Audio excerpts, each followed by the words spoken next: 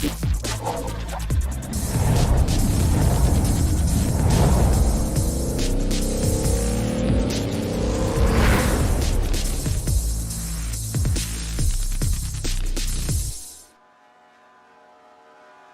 evening, race fans, and welcome here to race number 14 of season 51 of the RTG Tally Challenge, as we're here for playoff race number 4, elimination race number 2. At the end of the evening, we are going to find out who's going to join Joe DeSpirito as the final 4 to compete for the championship in next week's season finale. I'm Seth Cole, alongside of Zach Fremont. And Zach, no pressure for those other 7 drivers coming to this race, right?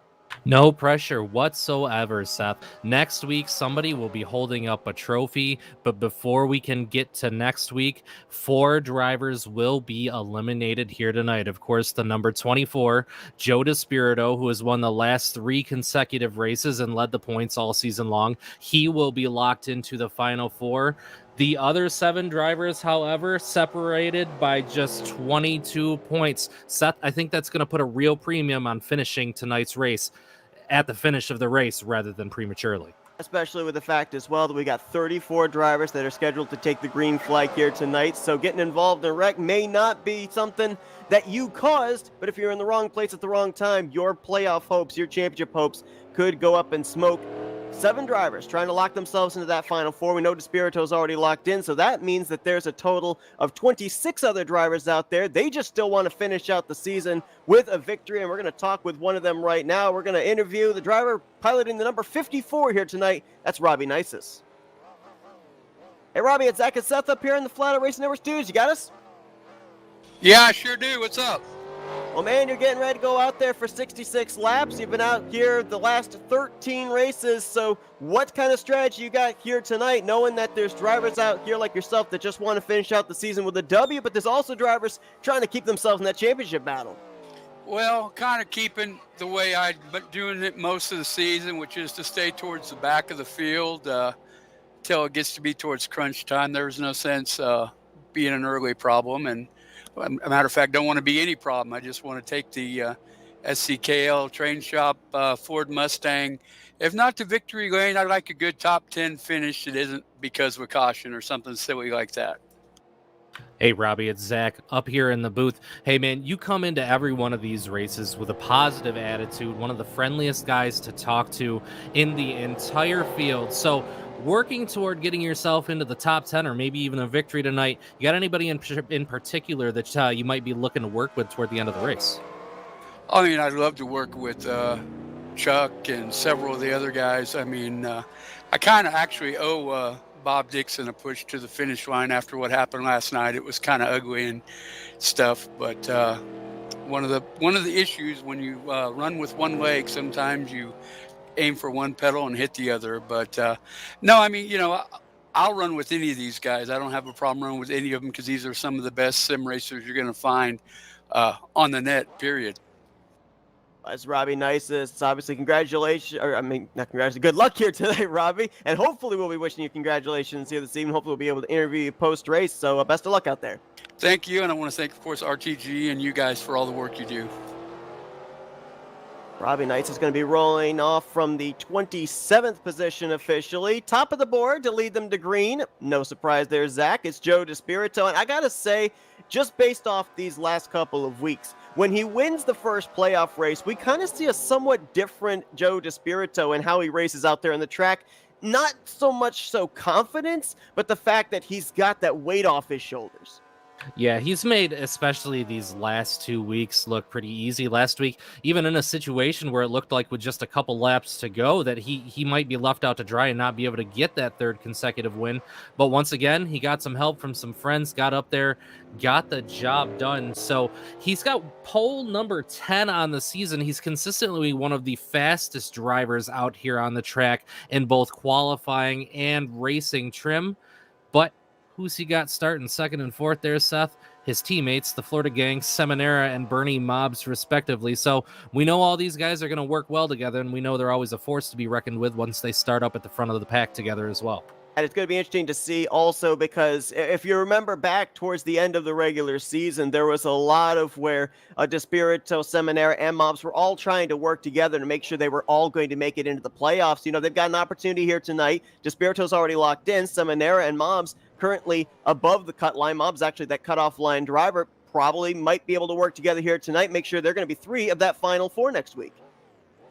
Absolutely, and we know that they can get it done. But again, we've seen races this season, Seth, that have gone green to checkered. We've seen it twice, and we've seen other races just be filled with complete chaos and mayhem. So I don't think the chances of getting 2 consecutive races where there's not a single yellow flag are very likely. So again, I think it's just going to really stress the importance on making it to the end of the race by whatever means necessary. And there have been a couple guys that have shown, like over the course of the season, that if you have trouble early on, even if you go a lap or 2 down, it is not impossible to overcome that as long as you just stay patient and consistent out on the racetrack.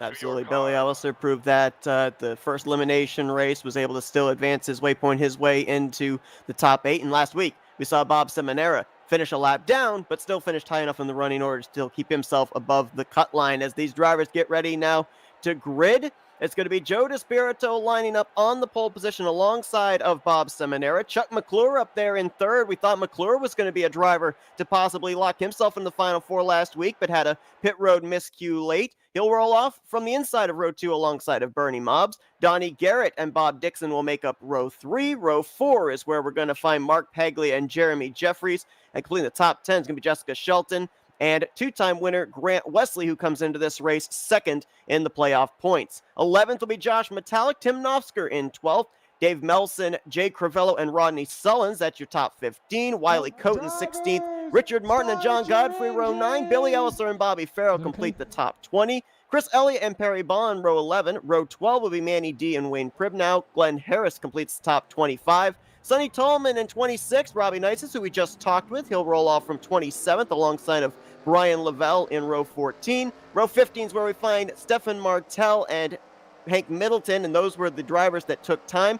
Dante Ricky comes into this race behind the cut line. We'll get to where he's situated in a moment, but he's rolling off 32nd. Cy Jones in 33rd, and then Andrew Miller and Ken Roberts going to complete the rest of the field. And just to give an overview of what the playoffs look like coming tonight as well, we know Despirito's locked in. Grant Wesley right now 2nd in points. He is +5. Bob Seminara +2 in 3rd. Bernie Mobs is the driver the pressure is going to be on here today to keep himself either as or above the cut line. He's the cutoff line driver 4th in the standings. Dante Ricky, he's 5th in points, 3 points back. Chuck McClure is 6 points back in 6th. Jessica Shelton and Billy Elliser, with the number of drivers here tonight, they can point their way in. Shelton is 7th in the standings right now, 12 points behind the cut line. Billy Elliser right now, a total of 17 points behind the cut line coming into tonight's event. Seth, I don't think there's any irony in the fact that 6 of our 8 playoff contenders are starting within the top 10. That's been a theme that we've seen most of the season. The other 2, Billy Elliser and Dante Ricky, will be starting a bit farther in the pack, but that's something that we've seen out of Dante Ricky, especially a lot of this season. He seems to like starting at the back of the pack and making his way up to the front patiently. It's worked out well for him. It's even got him a victory this season. So it'll be interesting to see if the same sort of pattern plays out here tonight. Now, you mentioned already, and we were talking about this pre-broadcast, we do not expect that this is going to be a race similar to last week where we will not see a caution during this event. So is it going to be more of a race of survival, or are we still going to see pit road come into play like we did last week? Well, I think whenever we're at these super speedways, the pit road, it will inevitably come into play at some point because there's a lot of time to be gained and or lost there, whether it be under yellow flag or whether it be under green flag conditions. So that's one of those things where even a second and a half on pit road can cost you a big draft out on the racetrack as they bring it out of the Triovo. Joe Despirito, Bob Seminara, your front row, they take the green, heading off down into turn number 1. Joe Despirito already locked into the Final Four, as we know, but he's also trying to maybe chase some history here. I haven't actually gone back and looked through the statistics, but I'd wager it's been a while since a driver has won 4 Tally Challenge races in a row. So far, Despirito is a perfect 3 for 3 since the playoffs began.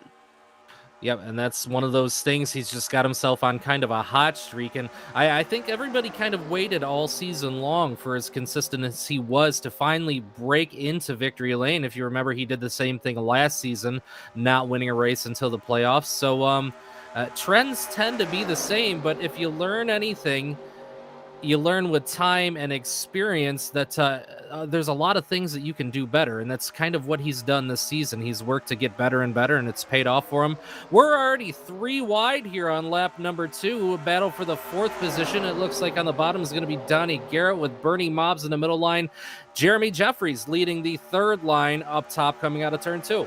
Yeah, Jeremy Jeffries there. Of course, a driver that's got nothing to lose, looking for his 2nd win of the season. Right behind him, 2-time winner Grant Wesley, who after a really dismal start to his playoffs, had a solid outing last week, subsequently comes into this race 2nd in the playoff points as Donnie Garrett gets the apron a little bit there, just in front of Jessica Shelton. And I have to think here as well, we mentioned that there's 34 drivers that took the green flag here tonight, and we saw even back in the first elimination race how important for a lap led.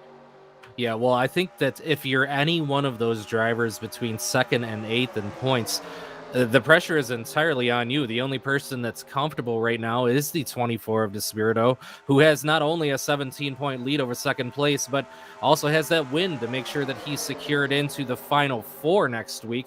Right now, we've got Bernie Mobbs still working that middle line. To his outside comes the number 8 and the 88 car. Mobbs looks to have a little bit of back and forth warp going on. We have a car in the fence in the middle of 3 and 4, Seth. We also have a caution. First caution of the day going to come out here before we even complete the 3rd lap. It's John Godfrey. Looks like that's over in turns 3 and 4.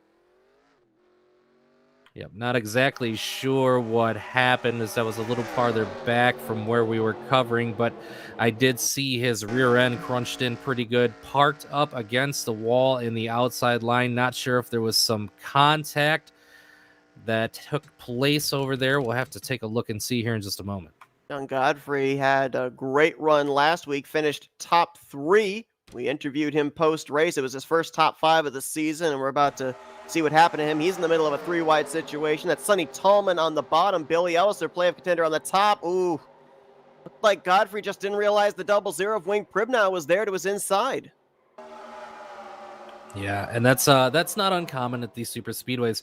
There's so much going on around you all at once that it takes just the slightest lapse of concentration, not realizing that there's a guy on your inside or outside like that, or sometimes even you might think that you have them clear, and it turns out, by just an inch or two too little.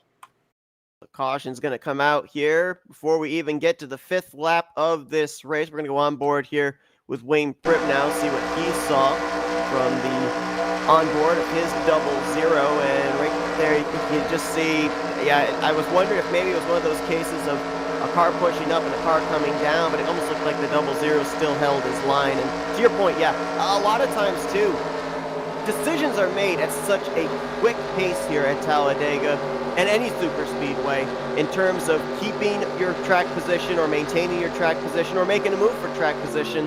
Sometimes you can't even wait for your spotter to clear you. You got to actually kind of maybe make the decision yourself, and sometimes it works out, sometimes it doesn't. Yeah, and you're exactly right, Seth. That's just the way it is. Like we both talked about, there's a lot going on around you all at the same time. You're trying to maintain your momentum on the racetrack while, also maintaining your line at the same time. But when you have a situation like that where you have 3 different lines at once, you're also paying attention to which one's moving the fastest. Which one should I go with? Is the closing rate on one of these lines going to be, too much for me to cut up or down in front of? And just unfortunately look to be one of those instances. Now, this is interesting. Most of our race leaders actually decided to come down pit road. And why I find this interesting is, let's say that this race does go green to the end. If we took the green to start this race and went green to the end, after their 3rd pit stop, they'd still be about 8 or 9 laps short. Even this pit stop here doesn't put them in the window to make 3 more pit stops and make it the rest of the way. Oh, no, and it's really early, and I think these guys might just be thinking, what's going to happen if we have another long green run? Because that one was really short. And we've seen twice this season that these guys are fully capable of making really long green runs, i.e., entire races. So they might just be thinking, there's still a possibility that we could still take this thing to the end green flag. So just going to come in here, make sure your gas tank's topped off, because I think that only left 5 or 6 cars out on the racetrack that didn't top off.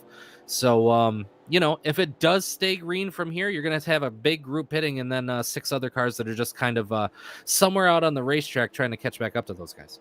Yeah, I believe 9 drivers stayed out, including as well 10th place running John Godfrey, who I think is actually going to be coming down pit road this time. Looks like we got a couple of machines that stayed out that might be coming down pit road. I'm looking at that 26 of Billy Ellis. Something says to me he might have stayed out in the possible hope of being able to get himself a bonus point for a lap led, but about 4 other drivers had the same idea ahead of him.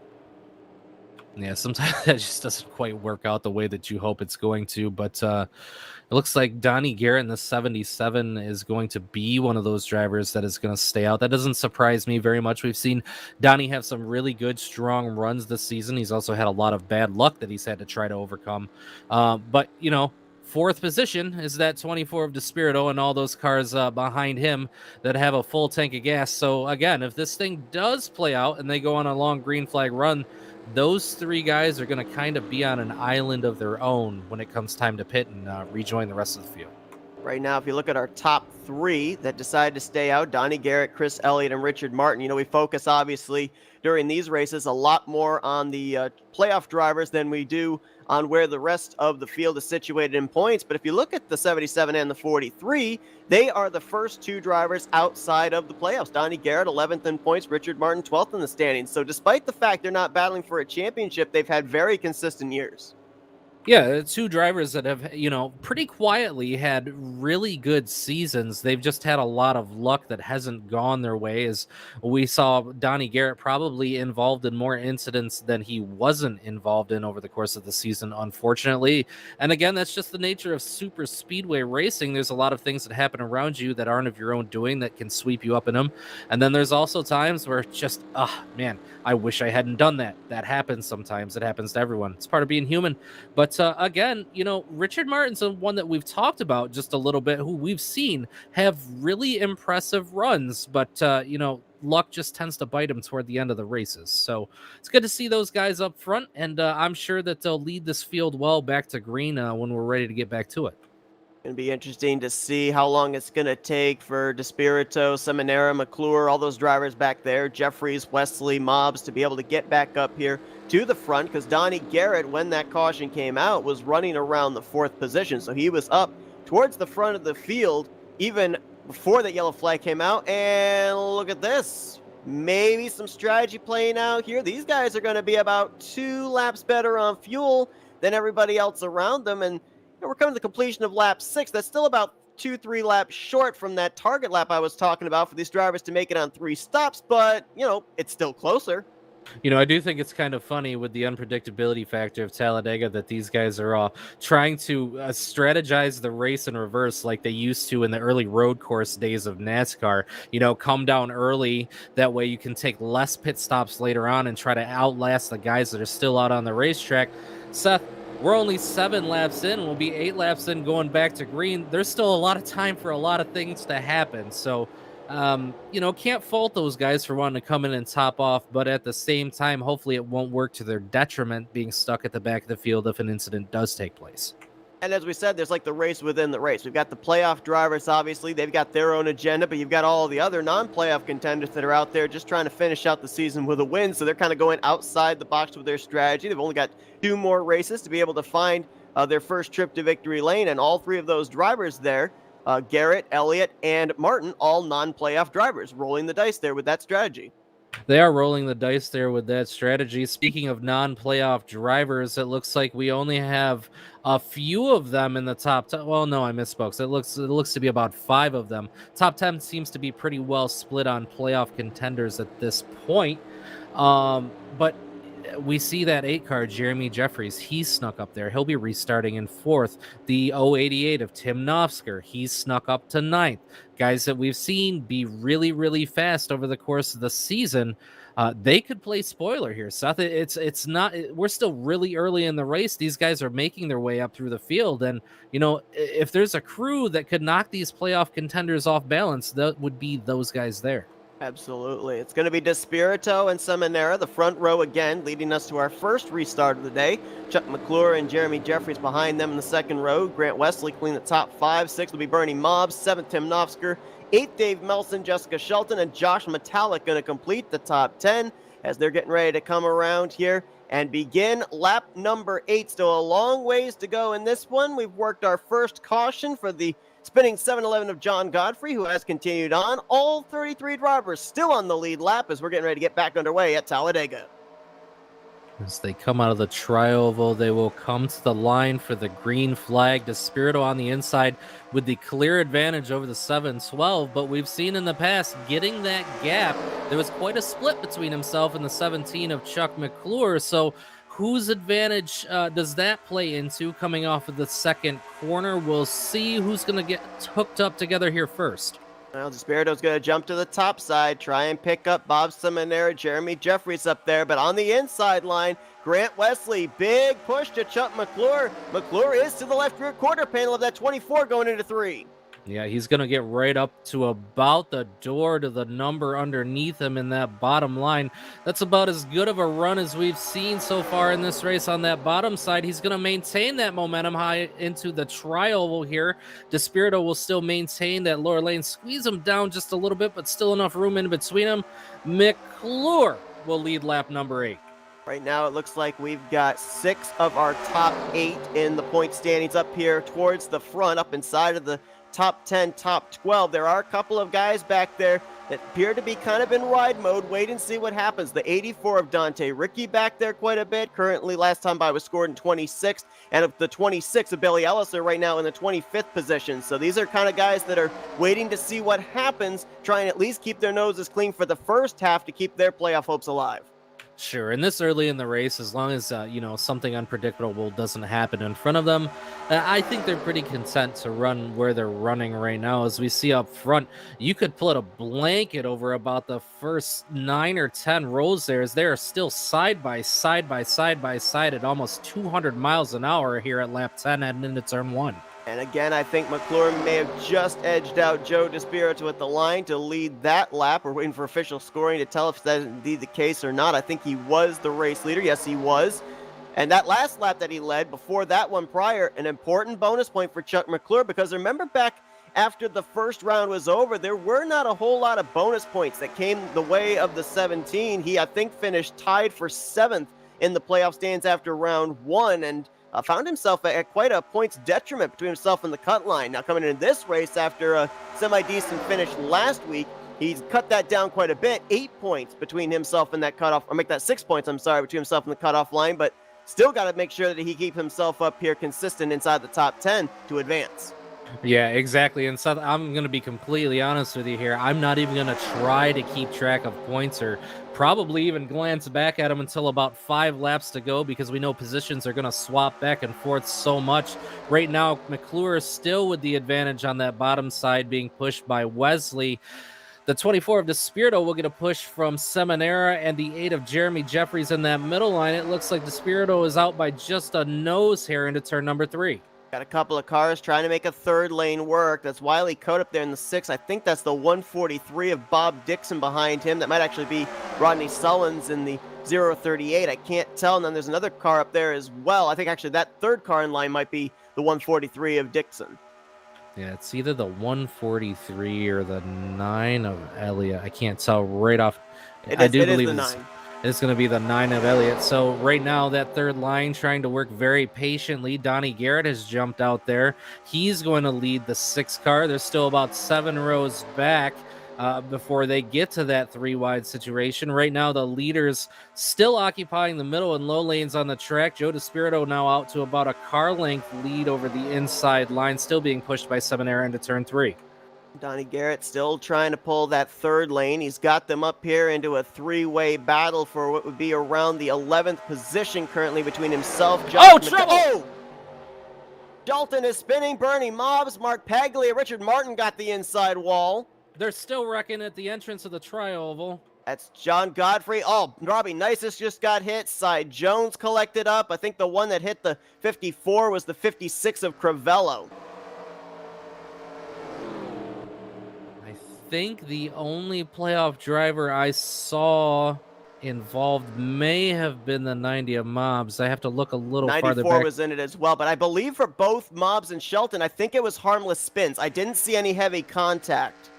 Yeah, assuming there was no really hard contact from cars spinning across the track, they should be okay. That'll put them at the tail end of the field. However, they will be able to top off with gas again and get 4 fresh tires. I think both of those drivers may have just dodged a huge bullet, because if you look at the 43, right behind the 90 and in front of the 94, the rear end of that car is all smashed in. Don't see any major damage, as you mentioned, on either the 90 or the 94. So maybe a couple really big dodged bullets there. So Let's see if we can find out what happens there. And it almost looks like maybe some bumper grab there between the 90 of Bernie Mobbs and the 13 of Dave Melson on that outside line. Then they came down and got Shelton Paglia and Richard Martin, who were on that inside line. man, I'll tell you what, Seth, considering that, I don't know. The 94 may have some right side damage. It looks like the 90 may have come down into her pretty hard. But as I started to say, considering where that wreck started, it's actually really impressive that more of the field weren't caught up in that, considering just behind them they were 3 wide. I think might have had something to do with the fact that most of them spun down the track onto the apron, but still a situation that could have ended up a lot worse than what it ended up playing out. Definitely could have. Richard Martin got quite a bit of damage, not only with the left front, but then his car shot back out and got into the driver's side of Mark Paglia. So we'll have to see about that left side damage on the 28. And then we had this wreck further up that involved drivers like Cy Jones, Robbie Nisus, John Godfrey. Obviously, this was all due to the wreck that was taking place ahead of him. Everybody trying to find their way through. We'll see how that actually started between those 4 drivers. I could be mistaken, but it looked like the 7 might have gotten together with somebody, spinning them down the track. And Seth, I wouldn't be surprised if that's just a byproduct of, cars spinning down and up the racetrack and cars in front of you, abruptly slowing at the same time. If that might have just been some incidental contact that was, a byproduct of that initial wreck. Yep, you hit it right on the head. There was Robbie Nisus had Cy Jones get him in the left rear quarter panel, spins him down to John Godfrey, and then you had the 56 of Crivello that was coming there into the picture, and he just didn't know where to go. Make some contact there with Robbie Nisus, so we'll have to see about possible front end damage, maybe aero damage on that 56. Didn't look like a hard shot. Then again, at the super speedways, what looks like a shot that can take you out of the race actually doesn't hurt you. What looks like a minuscule hit actually can be enough to make you lose the draft. Yeah, and that's also part of the reason why I'm not too concerned for Jess right now, considering she took the shot that she took was pretty square in the side of the door. And as long as the front end of the nose of her car is good, I would really take a gamble to say that, I don't think her aerodynamics will be affected that badly from this. So as long as she can stay patient, I wouldn't be surprised to see her make her way back forward again. Well, Brian Lavelle stayed out to lead a lap. He's now coming to pit road. Cy Jones going to stay out and lead a lap. Undoubtedly, we'll see him on pit lane this next time around, which means it's going to turn the race lead back over here to Joe DeSpirito. And, well, actually, maybe it's Chuck McClure. I'm trying to see. Yeah, I guess it is actually Joe DeSpirito. The interesting thing is, this pit stop that they made was a little bit closer to when they would have made their first green flag pit stop had we gone green up to this point, about 3-4 laps away from when they would have had to have come down, possibly run out of fuel.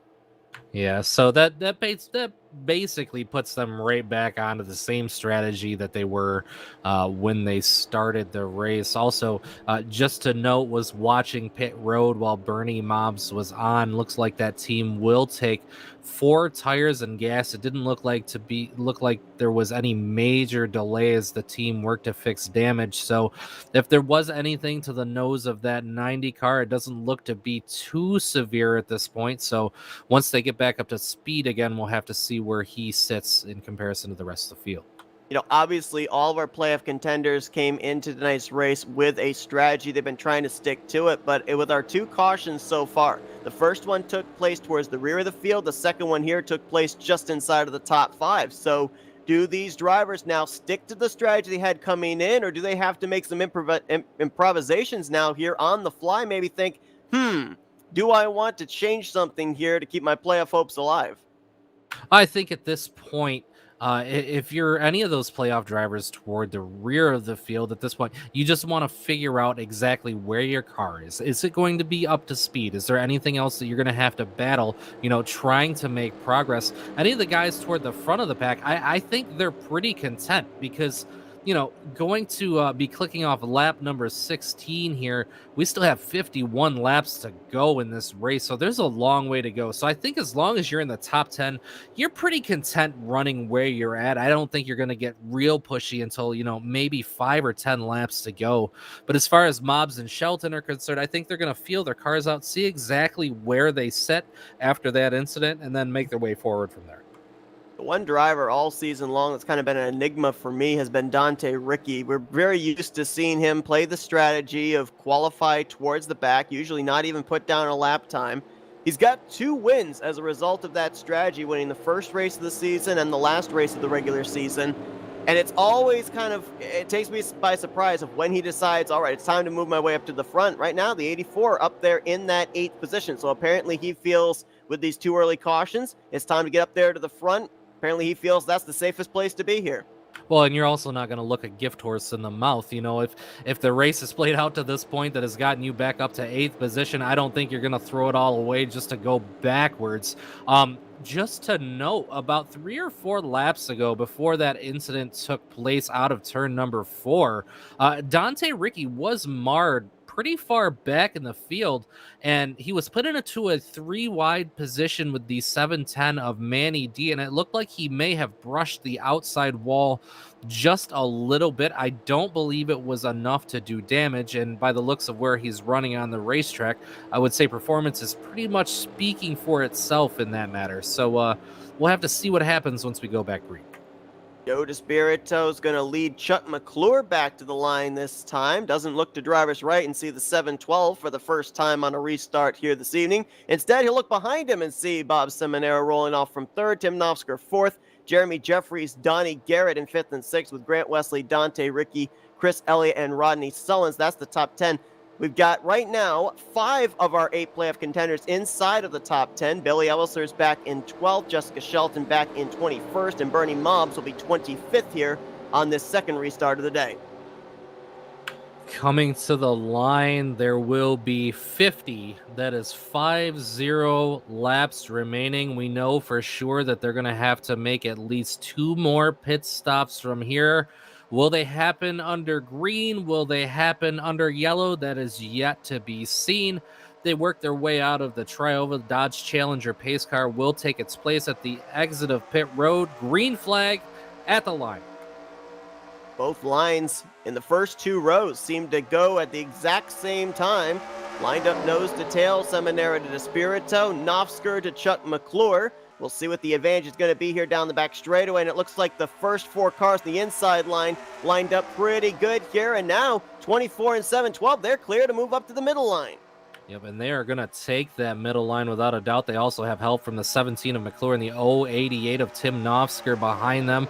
We know all 4 of those cars very fast, but now working down to the inside, to the left side of the 17 of Chuck McClure is our first side-by-side as Jeremy Jeffries tries to make moves on the bottom with a little bit of help from the 88 of Grant Wesley. Yeah, we saw Jeremy Jeffries try and make the inside line work earlier on, and he had Grant Wesley pushing him then. He's got Grant Wesley pushing him now. Chris Elliott got a little loose back there in the tri-oval. Third car, the red machine on that inside line, is on the top side now. Top 3 clear. Top 4 of Novsker trying to get clear of Jeffries here off of turn 2. Yeah, and right now that middle line just has the numbers. There's only about 8 or 9 cars lined up down low. The 088 and 17 now going to duck out of line from the middle to the bottom. The 17 making another run at the 24 into turn number 3. They had a good run, and McClure and Novsker made it work together. They're going to get at least alongside the 24 for the race lead is McClure. Ooh, Novsker, not sure if he got a bump from behind or not. He did, and he's going to spin. There goes McClure. There's Despirito. Airborne goes the 24. Into the fence. The big one is struck in the tri-oval. 1, 2, I see at least 5, maybe 6 playoff contenders through the smoke there. Despirito took a big ride. I saw him up into the fence. I saw the 17 airborne, the 84 Dante Ricky, huge damage to the rear end of that car and both sides. I believe, Seth, we may have had only 11 or 12 cars that made it through that wreck without incident. Bernie Mobbs got a piece. I saw Jessica Shelton got a piece. There's what's left of the 24 of Despirito after a wild ride through the tri-oval. Billy Elliser, he's got some damage on the front end of his Coors Light Ford. There's the 84 of Dante Ricky. You see the rear end damage sustained on his Toyota Camry. Trying to see about our other playoff contenders up here. I think some of the others might have been able to skate through. Grant Wesley looks like he's okay, but Seth, that 24 is destroyed. The 24 of Despirito's car, the only thing not bent up on that car looks to be the nose piece.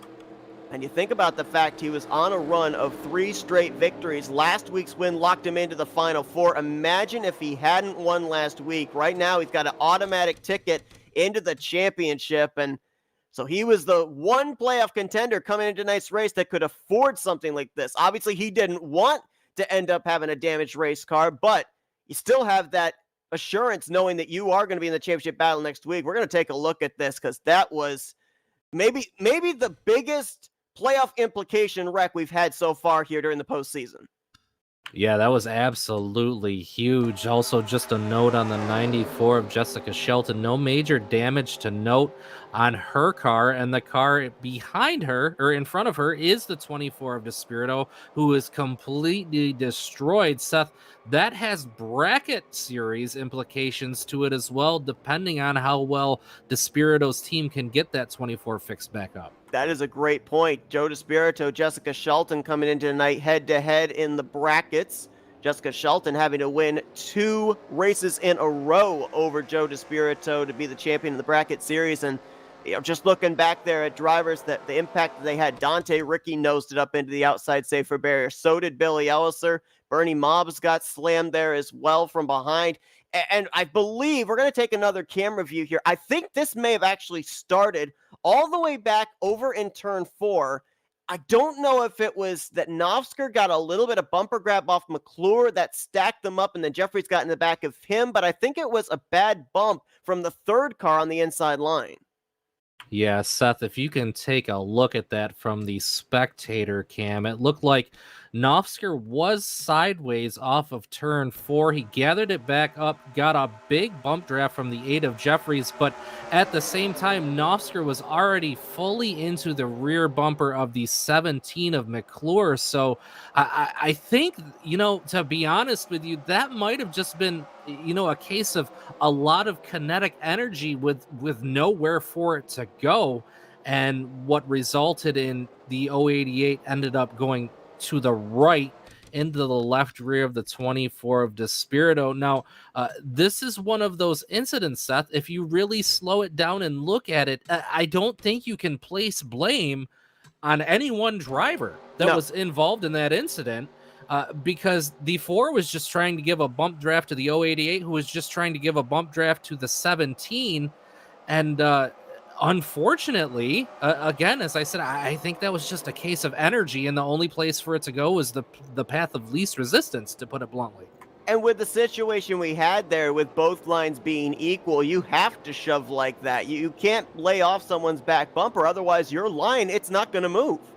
Yeah, exactly. And that's why I said I don't think you can really put that incident on any one of those drivers. I think that is a really unfortunate racing incident at the exit of turn number 4, where everybody was going as absolutely hard as they could.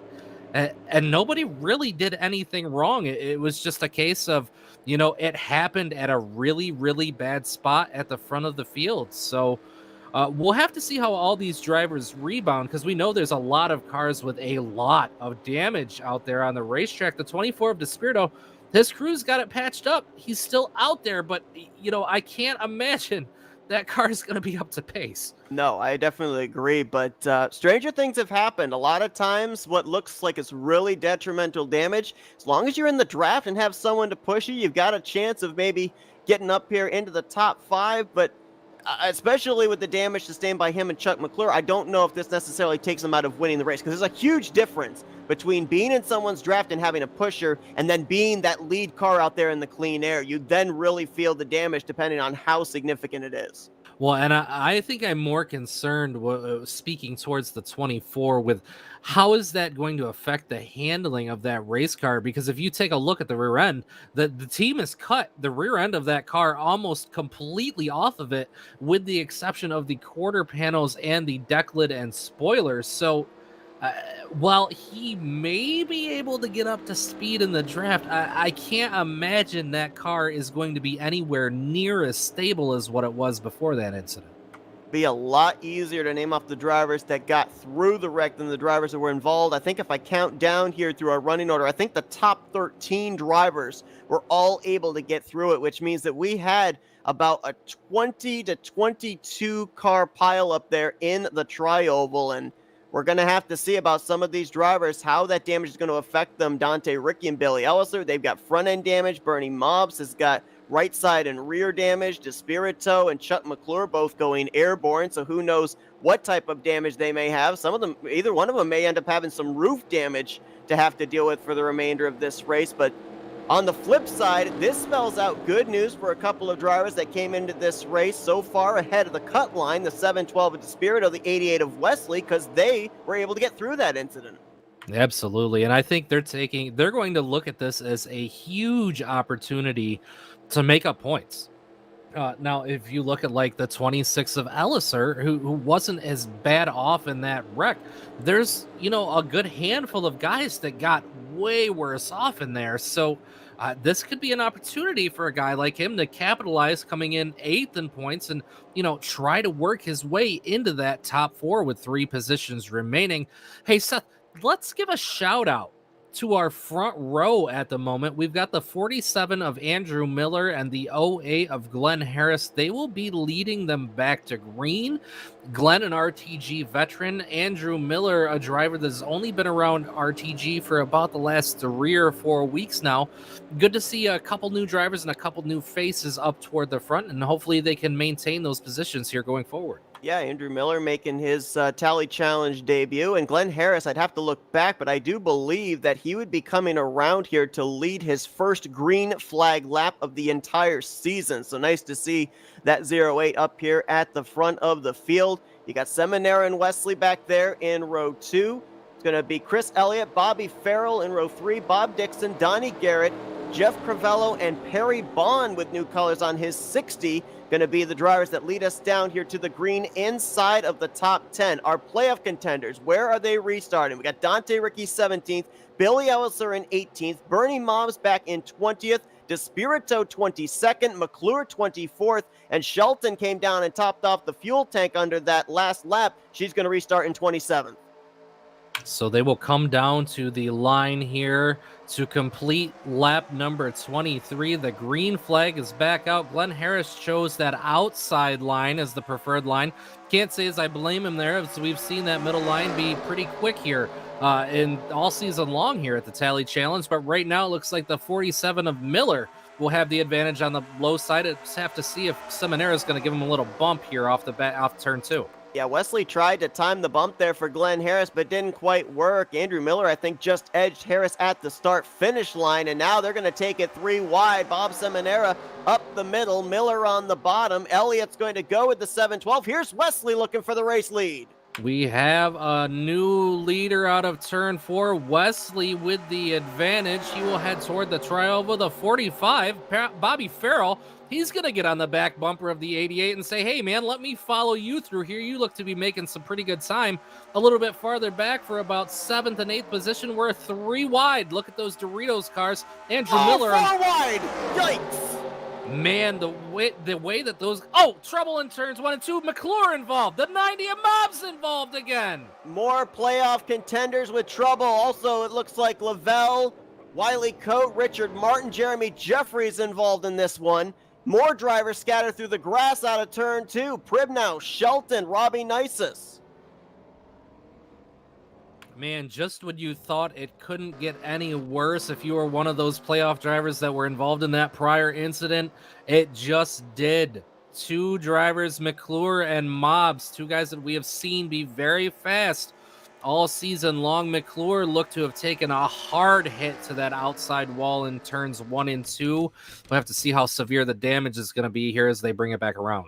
Well, Grant Wesley was out in front when that caution came out, so he came around to get a bonus point for a lap led. And Bernie Mobs, I think, was one of the drivers I kind of had a bit of a question mark of might possibly still be up to speed after he was involved in the last incident. But based off the damage I just saw he sustained from this one, this may be taking Bernie Mobs, putting him in a critical position. Remember, he came in the cutoff line driver, 4th in the playoff points. No, Mob's car is torn up really, really bad by the looks of it. McClure looks to have some pretty severe damage to the left rear and left side of his car. Not looking nearly as bad or rough as that 90 is right now. That number 90 looking eerily reminiscent of his teammate Joe DeSpirito's car when he came into the pits under the last incident. So as they bring him through 3 and 4 here, we'll have to see how many drivers will come in to once again top off with fuel. Seth, I think at this point, with the rate at which these cautions are falling, you come in and at least top off for fuel every time, because you just don't know. Next time we go green could be for the end of the race. So these guys want to make sure that they have as much fuel in their tanks as they can. Doesn't look to be a whole lot of takers at this moment, though. Yeah, I agree with you, but I disagree with you, because at the same time you're coming down and having that assurance of extra fuel in the tank, you're also running the chance you're going to find yourself back in the middle of the pack where we saw the last 2 wrecks take place. Well, to be fair, though, the wreck before last happened right at the front of the pack, too. Fair so enough. is any ground sacred at this point? So actually, you know what, Seth, I misspoke. There's actually a lot of cars on pit road. I think just about all of your leaders came, and I see Seminara, I see Garrett, I see the 88 of Grant Wesley now coming off. It looks like he may have just quickly topped off. He will be the first car off pit road, followed by Seminara and the 45 of Bobby Farrell, Donnie Garrett, the 143 of Bob Dixon, Perry Baughan. You know, I got to give a shout out to Bobby Farrell tonight, Seth. Bobby Farrell doing an excellent job keeping that number 45 up toward the front of the pack. Really good to see him running so strong tonight. Well, yeah, during the regular season especially, Bobby Farrell would end up coming in around the midway portion of the race. So we'd see him on track, but he'd usually be anywhere from 20 to 25 laps down. Since he started making the green flag starts here and running all the laps, you're right, that 45 has been really good and gotten some really good finishes, but looks Seth, like he may have gotten hit with a speeding penalty there. I think we just jinxed him. We just talked him up. 45 is going to keep it low on the back straightaway to let all of those cars by him. The agony. He worked so hard to get himself up toward the front of the pack, was having such a good run. We'll have to see how he can rebound here once they go back green flag racing. Well, Grant Wesley's looking here tonight to not only lock himself into that Final Four, but he wants to be back up there tied atop the statistics of most wins this season. With DeSpirito's 3 wins in a row, he left Grant Wesley, Dante Ricky, Bob Seminara, Tim Nofsker down there with 2 wins. Wesley has had some rather bizarre wins so far here this season. Who'll ever forget the 55 mile per hour crawl finish that we had on Fuel back during, I think it was the 4th race of the season. And then he also, the second win that he got, it was just himself and Mark Paglia, the lone 2 survivors after a back straightaway wreck on the final lap, coming to take the checkered flag. Yep, that's true. And then last week, he almost got that win number 3. However, he just didn't have the help that Joe DeSpirito did, and DeSpirito ended up edging him out coming to the checkered flag. I think he would be more than happy to pick up win number 3, but at this point, you've also got that 712 who has 2 wins on the season. I think he would like to get that 3rd win, but we know the 77 of Donnie Garrett is itching to try to get any sort of a win this season. Donnie had a lot of bad luck so far this year. Really, really strong, fast contenders, so he's liking being up at the front of the pack right now with all those wrecked up cars behind him. Now, I know that you said, and I agree with you, because we really aren't going to know until the checkered flag waves, that we can't really do points and absolutely say for certain who the final 4 are. But currently, as things run right now, your final 4 positions would be obviously DeSpirito, Wesley leading this race, actually, he will be leading this race when the 54 of Nisus comes down pit road, but Wesley would be in on points or winning this race. Bob Seminara right now would be in on points, and the 4th driver currently, based off where everybody's running, would be 2-time winner Dante Ricky. Yep, and those guys are right up front there. Again, I think those 4 drivers that are left before you get back to those really badly damaged cars probably have the best shot at locking themselves in now, because we know DeSpirito, he's torn up, but he's already locked in. Those other cars really going to have to battle really hard to try to keep up with these undamaged cars, because it's not just like those cars are kind of damaged. Stuff we've seen in the past, cars can run and maintain speed when they are damaged, but these cars that are about, from the 10th position back are really damaged cars. So we'll have to see how well they can maintain the draft, but I think once things get sorted out, those cars that are in the top 8, top 9 that are undamaged at this point are going to have a huge advantage over the rest of the field. Yeah, and some more so than others in terms of the damage, but if you look at the drivers 4th through 8th in the standings coming into this race, every single one of them in some way, shape, or form have been involved in an incident here tonight and have got a little bit of damage that they have to deal with. So it's kind of right now, as far as who's going to advance, it comes down to who's got the least damaged car. Absolutely. And that again, that's going to be the way that it's going to play out, because you're going to have those 8 or 9 cars that are going to be the fastest cars on the racetrack. If those 8 or 9 cars line up together and work together, they're going to check themselves out from the rest of the field. However, with the drivers farther back in the pack, and the playoffs drivers that do have a little bit of damage are hoping, is those undamaged cars are going to race really hard toward the front of the pack, because that'll make it easier for the pack to keep, accordioned up and stay together. So we'll have to really see what happens when we go back to green flag racing, because there's still a lot of ways that this could play out, and we're not even at lap number 30 yet, Seth. Hey, right, we're not even halfway through this race. You saw the number 7 Sunoco Chevrolet Camaro of Cy Jones going around. He was the free pass machine under this caution, so that'll have 32 drivers still on track and still in the lead lap. Manny D has actually taken his car back to the garage area. He made his departure from this race 9 laps ago. So right now, 32 of the original 33 still out there on the track. And going back to a point that you made about Billy Ellis there, this is why you run all the laps. It doesn't matter how damaged and off the pace you are, especially if you're a playoff contender. You run all the laps, or as many as your car allows you to, because you never know at the end of this race whether or not you might be able to still snag one of those final 4 spots. Yep, and at the beginning of the playoffs, we saw him overcome a multi-lap deficit to lock himself into that second round. He was able to do it. He overcame the odds, and you look at him right now, he's at about the 2/3 mark of the field, starting on the inside line. That car not actually damaged too bad, so that car may potentially still have a lot of speed left in it, and if he can just be consistent and be there at the end, as he has done so far throughout the season and through the playoffs, he could be one of our Final Four contenders next week. Absolutely. We're going to be going back green here with 48 laps to go. I'm sorry, no, make that 38 laps to go for these drivers.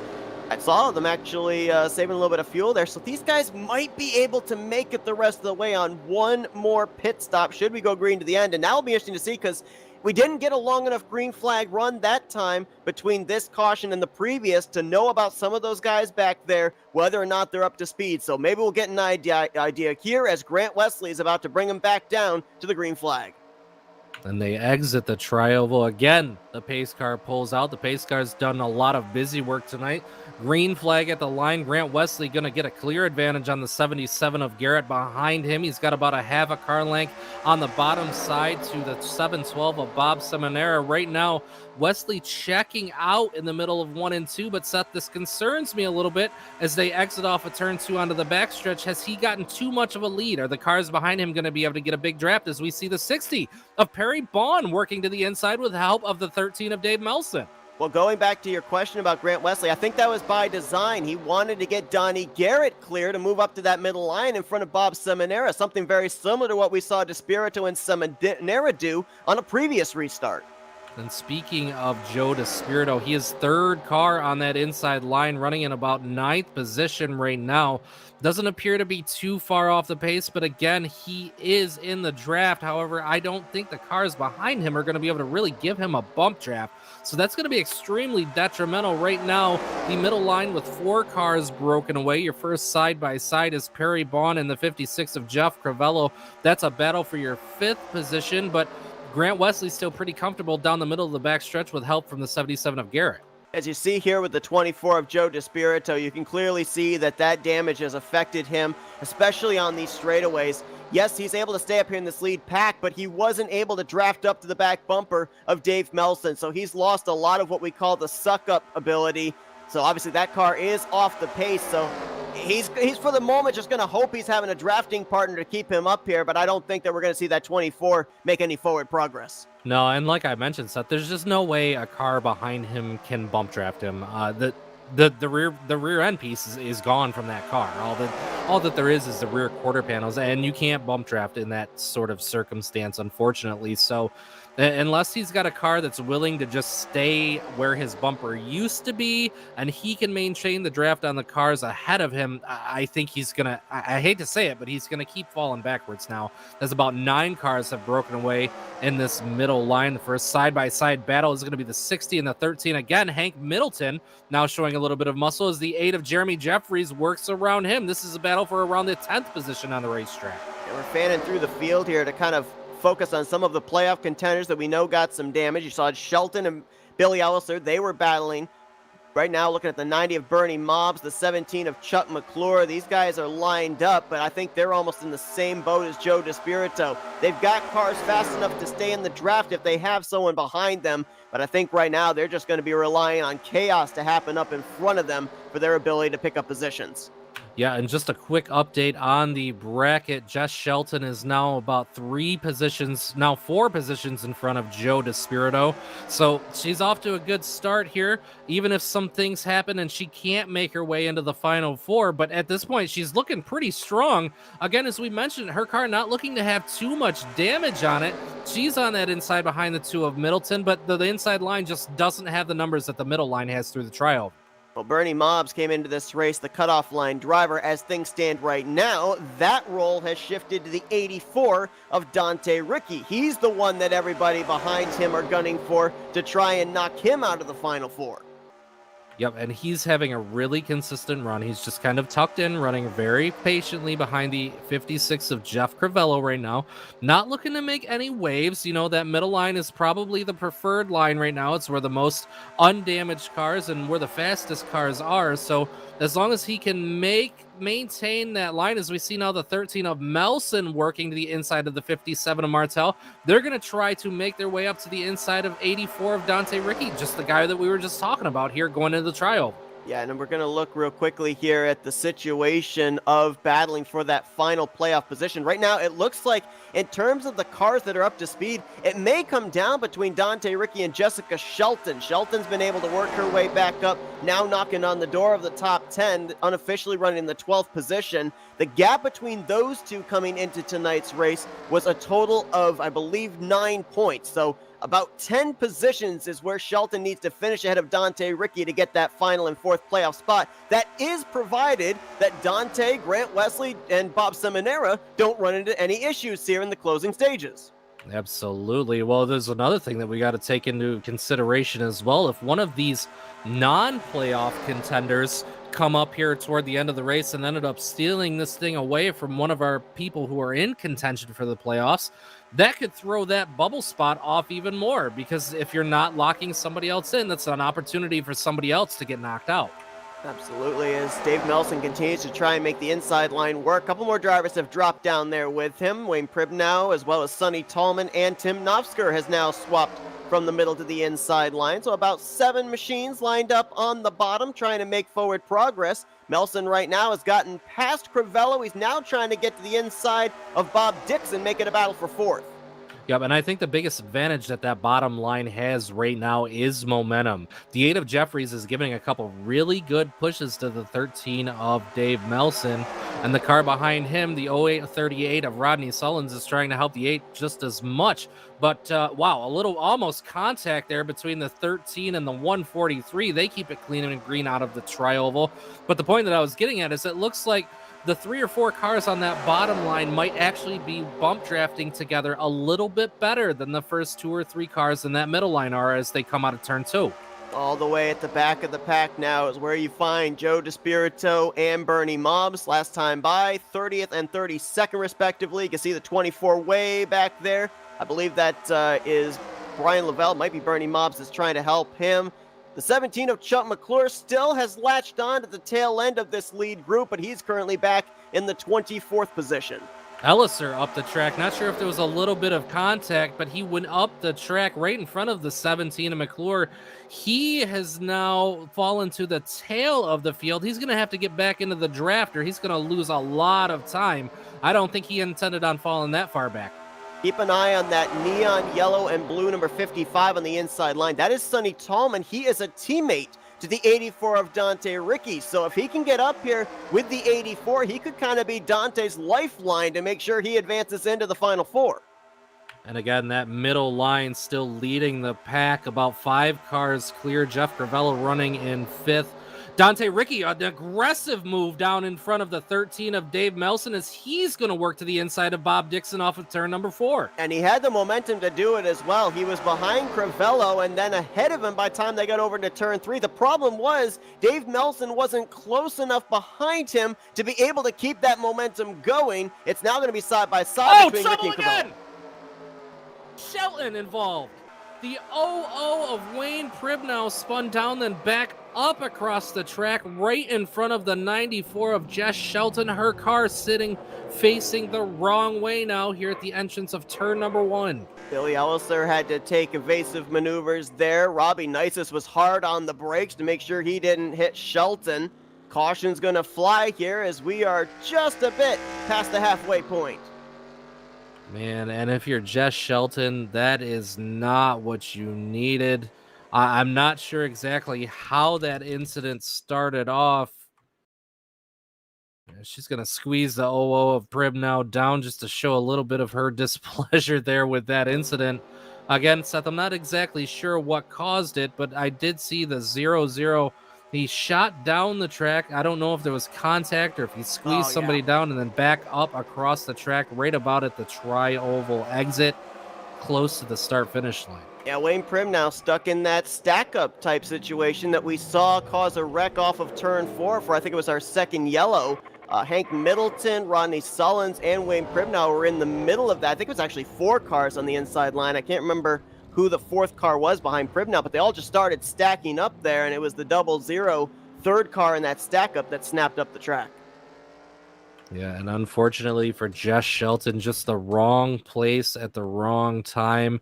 Not what she was hoping to see happen here in her quest for a top 4 spot in the playoffs.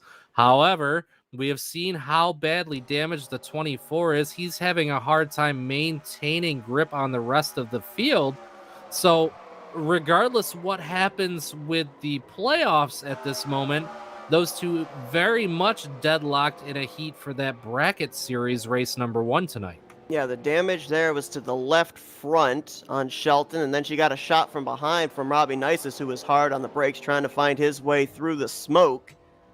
Again, it's one of those situations where you kind of have to wait and see. Visibly, it doesn't look like it was enough impact that's going to take Shelton out of that bracket challenge, as well as possibly out of winning this race or pointing her way into the Final Four. But again, it's a wait and see situation because Talladega's so deceiving. Absolutely. We still have 27 laps remaining in this race as the pace car comes across the line. A lot of things could still happen. We've seen almost everything happen so far tonight. Leaders will come down onto pit road. It looks like not anybody going to take tires that was directly at the front, except maybe the 143 of Dixon. Everybody just topping off their fuel tanks. Almost a collision coming off pit road, but everybody clean and green off. Yeah, we almost had a couple of collisions there, and Grant Wesley, due to the fact that he qualified back in the 10th position, had a pit stall back in the first half, the latter part of the first half of pit road. Subsequently, he was stacked up behind Joe DeSpirito, who was coming into his stall. He's going to lose the lead to Bob Seminara, and Donnie Garrett, who looks like he was going to come out second, looks like he may have to serve a black flag penalty. So the 77 looks like he may be dropping to the rear. I'm also watching the 56 of Crivello. It looked like the 84 of Dante Ricky may have just passed him. Not sure if Crivello is off the pace or if he may have gotten an EOLL as well, as the field hasn't quite bunched themselves back up here. The 88 of Grant Wesley in the middle of the back straightaway. Seth, no engine sounds coming out of that car at this time. He is hard on the clutch. These guys already thinking fuel conservation here with 27 laps to go. Well, they could have been thinking about it, but they're still outside the window of being able to make it the rest of the way on fuel. We're going to be going back green somewhere around 24 laps to go, and these drivers, for the most part, are only able to go at most 21 laps on a tank of fuel. Now, there is, of course, the situation, talking about Grant Wesley, back to when he ended up having that fuel win where we end up finishing the race under yellow. We ran the final 3 laps under pacing, so everybody had the opportunity to save fuel there. If that scenario played out, they do have an opportunity to actually have that happen again, but seems unlikely. Yeah, I think being 4 to 5 laps short, unless you get a series of quick cautions here, I don't think even under caution you're going to be able to save that much fuel. So, again, unless we have 1 or 2 quick cautions, it's plausible, but at this point, improbable. So it looks like we have the 9 of Chris Elliott. I'm not sure if he's going to be a wave around or a lucky dog at this point, but Bob Seminara sitting pretty up at the front of the pack here right now. He's got to be feeling pretty good. However, lonely at the same time, as we've seen both of his teammates be involved in incidents here tonight. Exactly. Yeah, your friends are where you find them now for that 7-12 because both of his teammates are off the pace. There's nothing they can do to come up here and help Bob Seminara now in an attempt to win his 3rd race of the season. The 9 of Chris Elliott actually has stayed out. Right now, has scored the race leader, and looks like unless he comes to pit road this next time around, he will be leading us back to green over Seminara, Grant Wesley, Jeff Crivello, and Dante Ricky. That is the top 5. When all these drivers came down pit road that last time, one driver made the hard left-hand turn to pit road. Brian Lavelle will finish 32nd here tonight, joining Manny D back in the garage area. So 31 drivers still running, all 31 still on the lead lap. Hey, Seth. Yeah. Hey, do you remember last week when we had, the scenario play out at the end of the race where the 712 was a lap down and pushed Joe DeSpirito, a line of other cars, past Grant Wesley for the win? You think the 88 of Wesley is remembering that right now? Ooh, man, they say that race car drivers have memories like elephants. I don't know. That's an interesting scenario there. Obviously, I think right now, Grant Wesley, if he is thinking back to that, he's licking his chops knowing the fact that 24 and the 90 aren't going to play a factor into the situation. Absolutely. So it'll be some interesting strategy to see play out here as we get closer and closer to going back green flag racing. It looks like the 9 of Chris Elliott is going to stay out, so he will be your leader here, working our way back around. I believe the caution lights should be turning themselves on. Oh, no, I was wrong.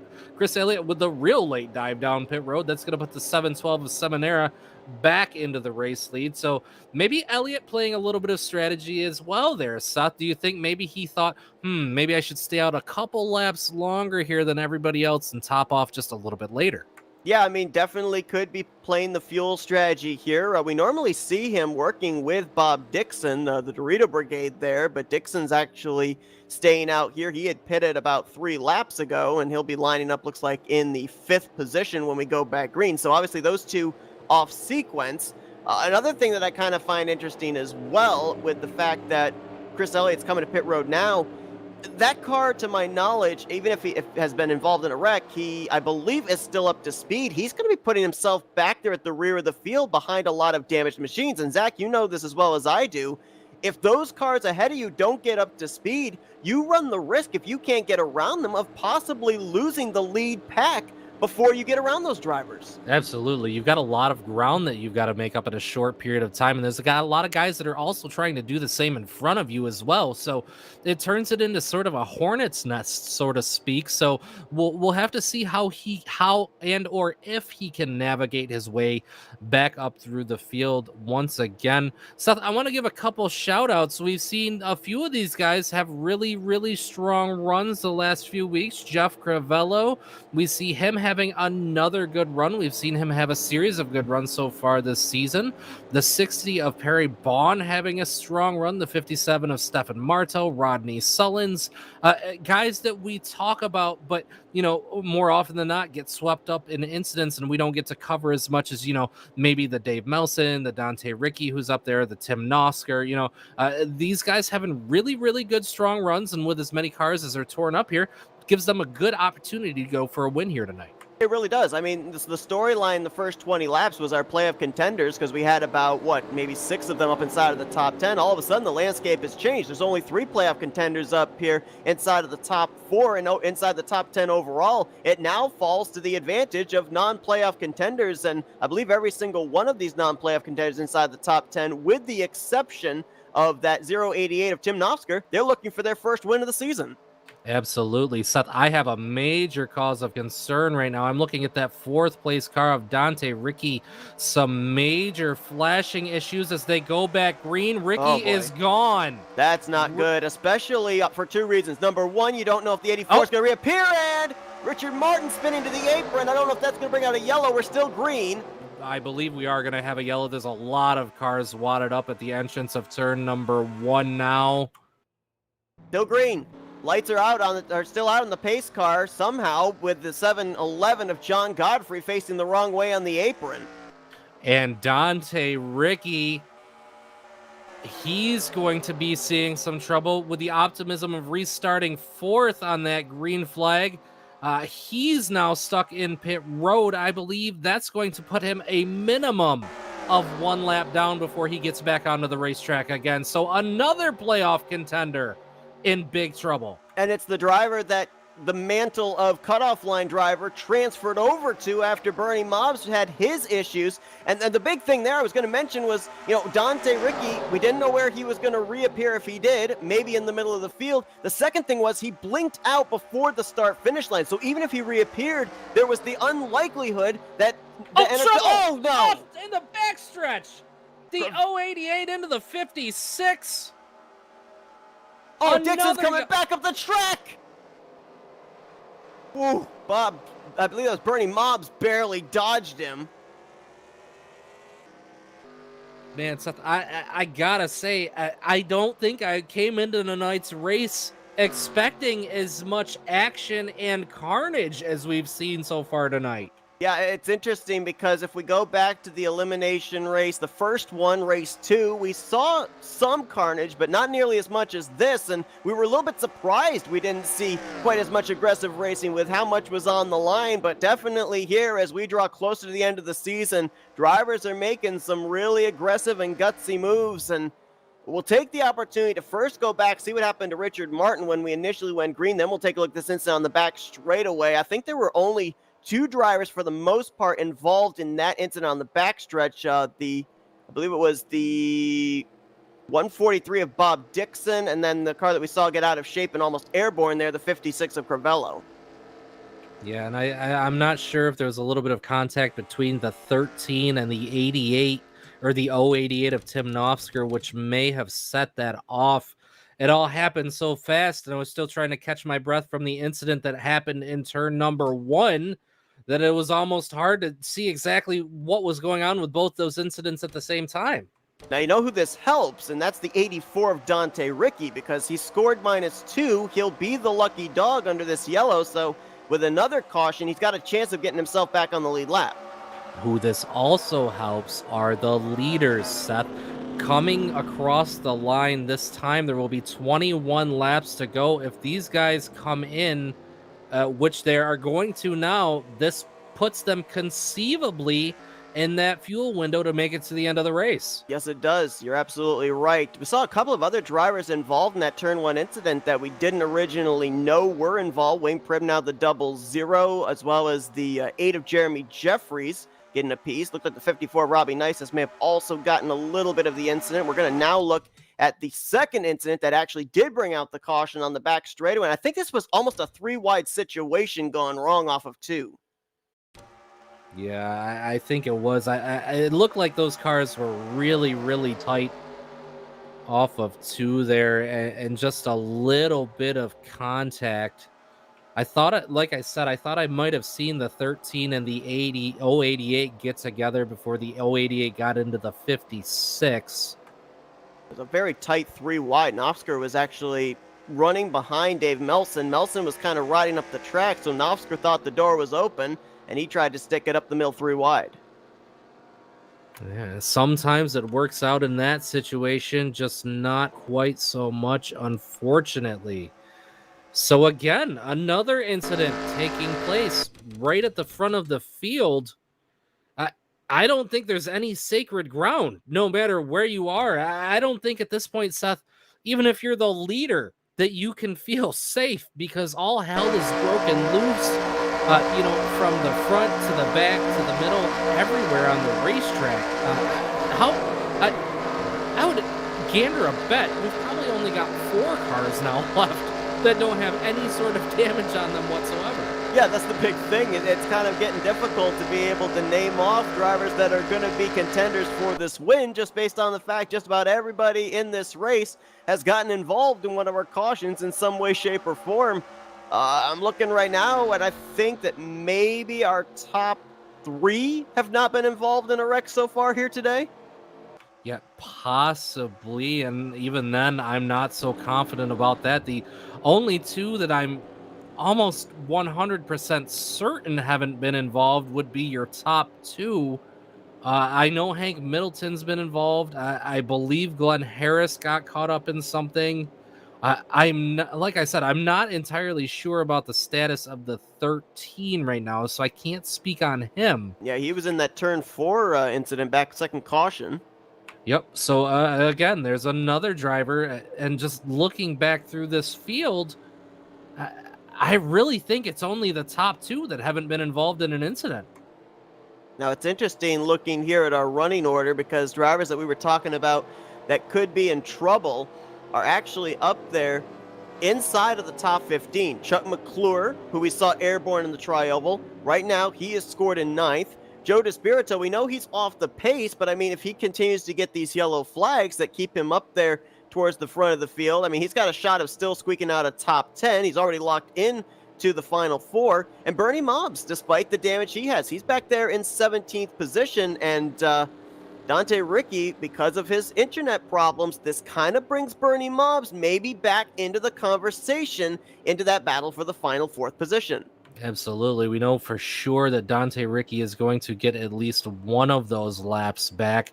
However, if this were to go clean and green for the rest of the race, he would still be marred a lap down. The only opportunity that he would have is the hopes that one of these worse off cars that are badly damaged were to lose enough pace that he would be able to catch back up to and pass one of them. But still, that's a tall task at this point of the race with 20 laps to go. That'll be 19 at the line. I believe it'll be about 18 laps to go when we go back green flag racing. And going back to the situation for Dante Ricky, I said he was 2 laps down. We hadn't waited for our monitor to update. He's actually 3 down. The reason he's 3 down, normally at Talladega, you lose 2 laps when you fall out and then immediately re-enter. But because he ended up blinking out right before the start-finish line, then NR 2003 did not score him for that lap. So it was an extra lap that he did not get counted for. So he's going to have to rely on 2 more cautions to come out to get back in the lead lap rather than just 1. No, I'm not going to say that that's impossible after everything that we've seen tonight. But again, I do think he's really going to have to work for that, barring, somehow manufacturing those cautions himself And again, he's blinking again. So that's bad news for Dante. Just really bad luck.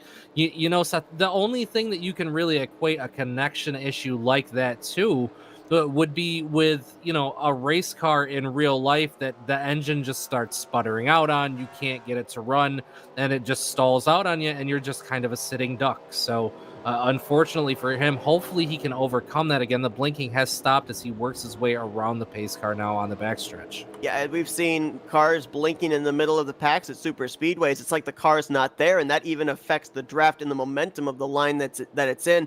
And, you know, I was thinking back to Bob Seminara, where he ended up falling, I think it was 4 laps down at one point in a race. He was able to battle back with Lucky Dogs to 1 lap down. Unfortunately, he was not able to get back in the lead lap by the end of that race. But the problem is, he had a whole race to work with to get back in the lead lap. Dante Ricci's going to have less than 20 laps to be able to get 2 more laps back to even get back on the same lap as the leaders to make forward progress.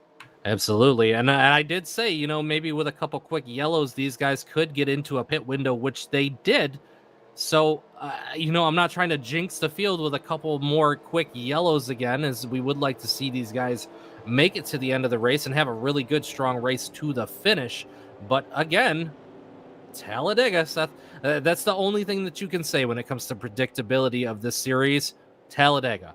Absolutely. Well, right now, as things stand, our final 4, it's shuffled around again. We've got Despirito, Seminara, and Wesley, your top 3. Chuck McClure has now jumped up into that 4th position, currently running in 6th. So will he be able to snipe the final position into the championship battle next week? Still a long ways to go in this one. There's going to be 18 laps when they hit the stripe. Seth, we talked before the broadcast tonight, and I'm not even going to make an attempt at a prediction at outside of Joe Despirito, who's going to be in position 2nd, 3rd, and 4th going into next week's race. Still 18 laps here to go when they come back to the green. Bob Seminara, Grant Wesley will lead them through the tri-oval. They should be good on gas. They shouldn't need another pit stop as the green flag is back out here on lap number 49. Oh boy, and Wesley was able to definitely get going. The inside line stacked up, so Wesley to the point. Seminara now has Hank Middleton to his outside. How about Hank making his 2nd start of the season, up here looking for a top 5, maybe even a win? Do not sleep on Hank Middleton in that number 2 car. Hank has a ton of experience on these super speedways. He's an excellent super speedway racer, and he's a guy that's won multiple times. He can get it done. Look just behind Middleton, the 17 of Chuck McClure, who we saw involved in a couple incidents. We were kind of worried that he would be okay now. He's got a really fast-looking race car. Is now Wesley with the advantage, heading into the tri-oval with the push from Middleton. Bob Seminara rather has fallen back to the 3rd position on the inside line coming across the line. Wesley has both lanes cleared, stays up on the top there with the 2 of Hank Middleton as well as the 17 of Chuck McClure. That spells bad news for drivers like Dante Ricci and Bernie Mobbs, because McClure right now would be in that final spot if things were to stay the way they were. You've got that silver 94 of Jessica Shelton back there as well, fighting back up into the top 10. The problem is, when she's made this forward progress, she's had either Despirito or she's had Bernie Mobbs or Chuck McClure or Dante Ricci right in the same vicinity as her.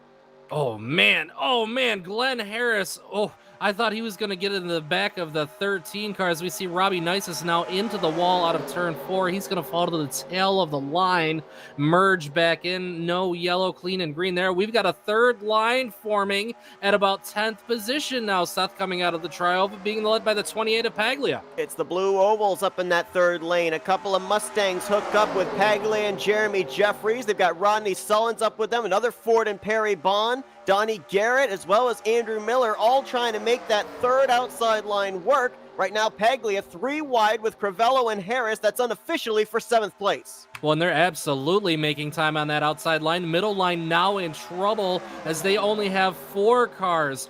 Paglia coming up quickly on that outside line, but Seminara in the 712 also making a lot of time on that inside line. I'd say by the time we're coming out of the tri-oval, we're going to have another battle for the lead, Seth. Yeah, and keep an eye on that 13 of Dave Melson. I don't know what it is here tonight, but that car just does not look stable in holding his line. We saw the wreck off of turn 2 between himself, Nofsker, and Crivello, where the 13 really just couldn't hold the top. Now he's having an issue holding the bottom. That car keeps drifting up about a half lane going into the corner.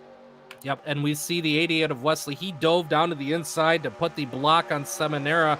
The two only undamaged cars and fastest cars left out on the racetrack. Now, trouble in the middle of the back straightaway again. And it's going to be another big one. Donnie Garrett, Jeffrey Elliott up in the air. I'm sorry, that's actually John Godfrey up in the air. We are Several other racing drivers. back. We are racing back, Seth, which they are out of turn number 4. There are 15 laps to go. Sorry to cut you off.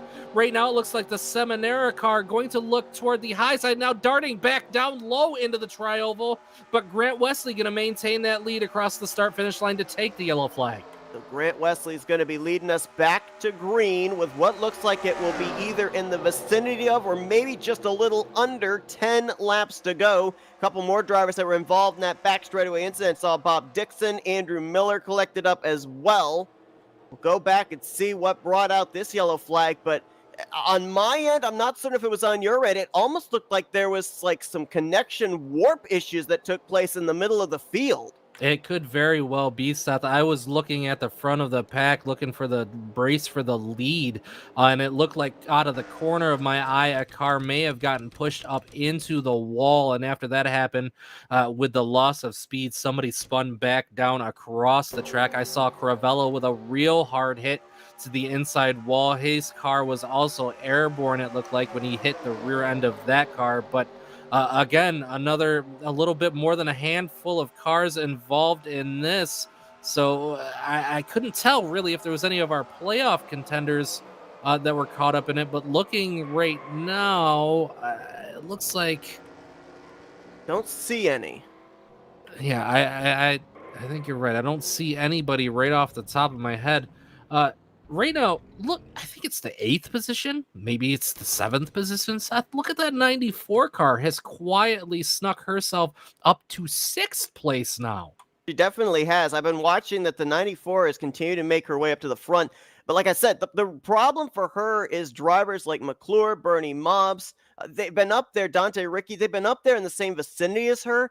It's almost putting her into a must-win situation because with having drivers around her that are ahead of her in the point stand, she's not going to gain any ground on them. But again, still a lot of race left to go here. There are going to be 13 laps to go right now. As you mentioned, probably about 10 laps to go when they go back green flag racing. Again, Dante Ricky, your lucky dog, going to get another lap back, Seth. We mentioned about chain bumping all night long. That's what actually led to this wreck. I think it was Jeremy Jeffries, Rodney Sullins, and Perry Bond on that third line that all just couldn't line up the bumpers. And we actually did have one of our playoff contenders involved in this one, the 90 of Bernie Mobbs, getting collected up in yet another incident here this evening. So it's looking even more and more likely that that 90 machine will not be one of our final 4 competitors next week. But again, you never know. He's still running. He's still on the lead lap. There's still a chance that drivers that were ahead of him in points or drivers that are around him in points, they could have an issue here coming to that point of no return where there is no opportunity to come back. Oh, we spoke on it at the beginning of the broadcast, that you have to be running at the end of the race. It doesn't matter what condition your car is in when you take the checkered flag. You just have to make sure you take the checkered flag. And I think that's what a lot of these guys are really focusing the hardest on. Even Despirito, Mobbs, these cars that are a little bit more torn up than the rest of their playoff contenders, they know that there is still potential ground to be made up here, and you don't want to waste that opportunity.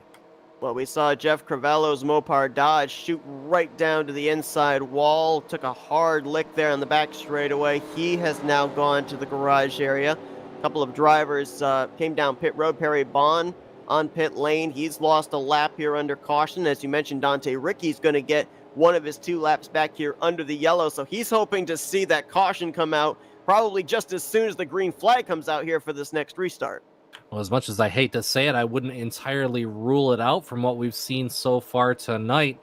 That being said, this race has been marred by a lot of yellow flags. I think we've probably spent just as much time under yellow as we have under green.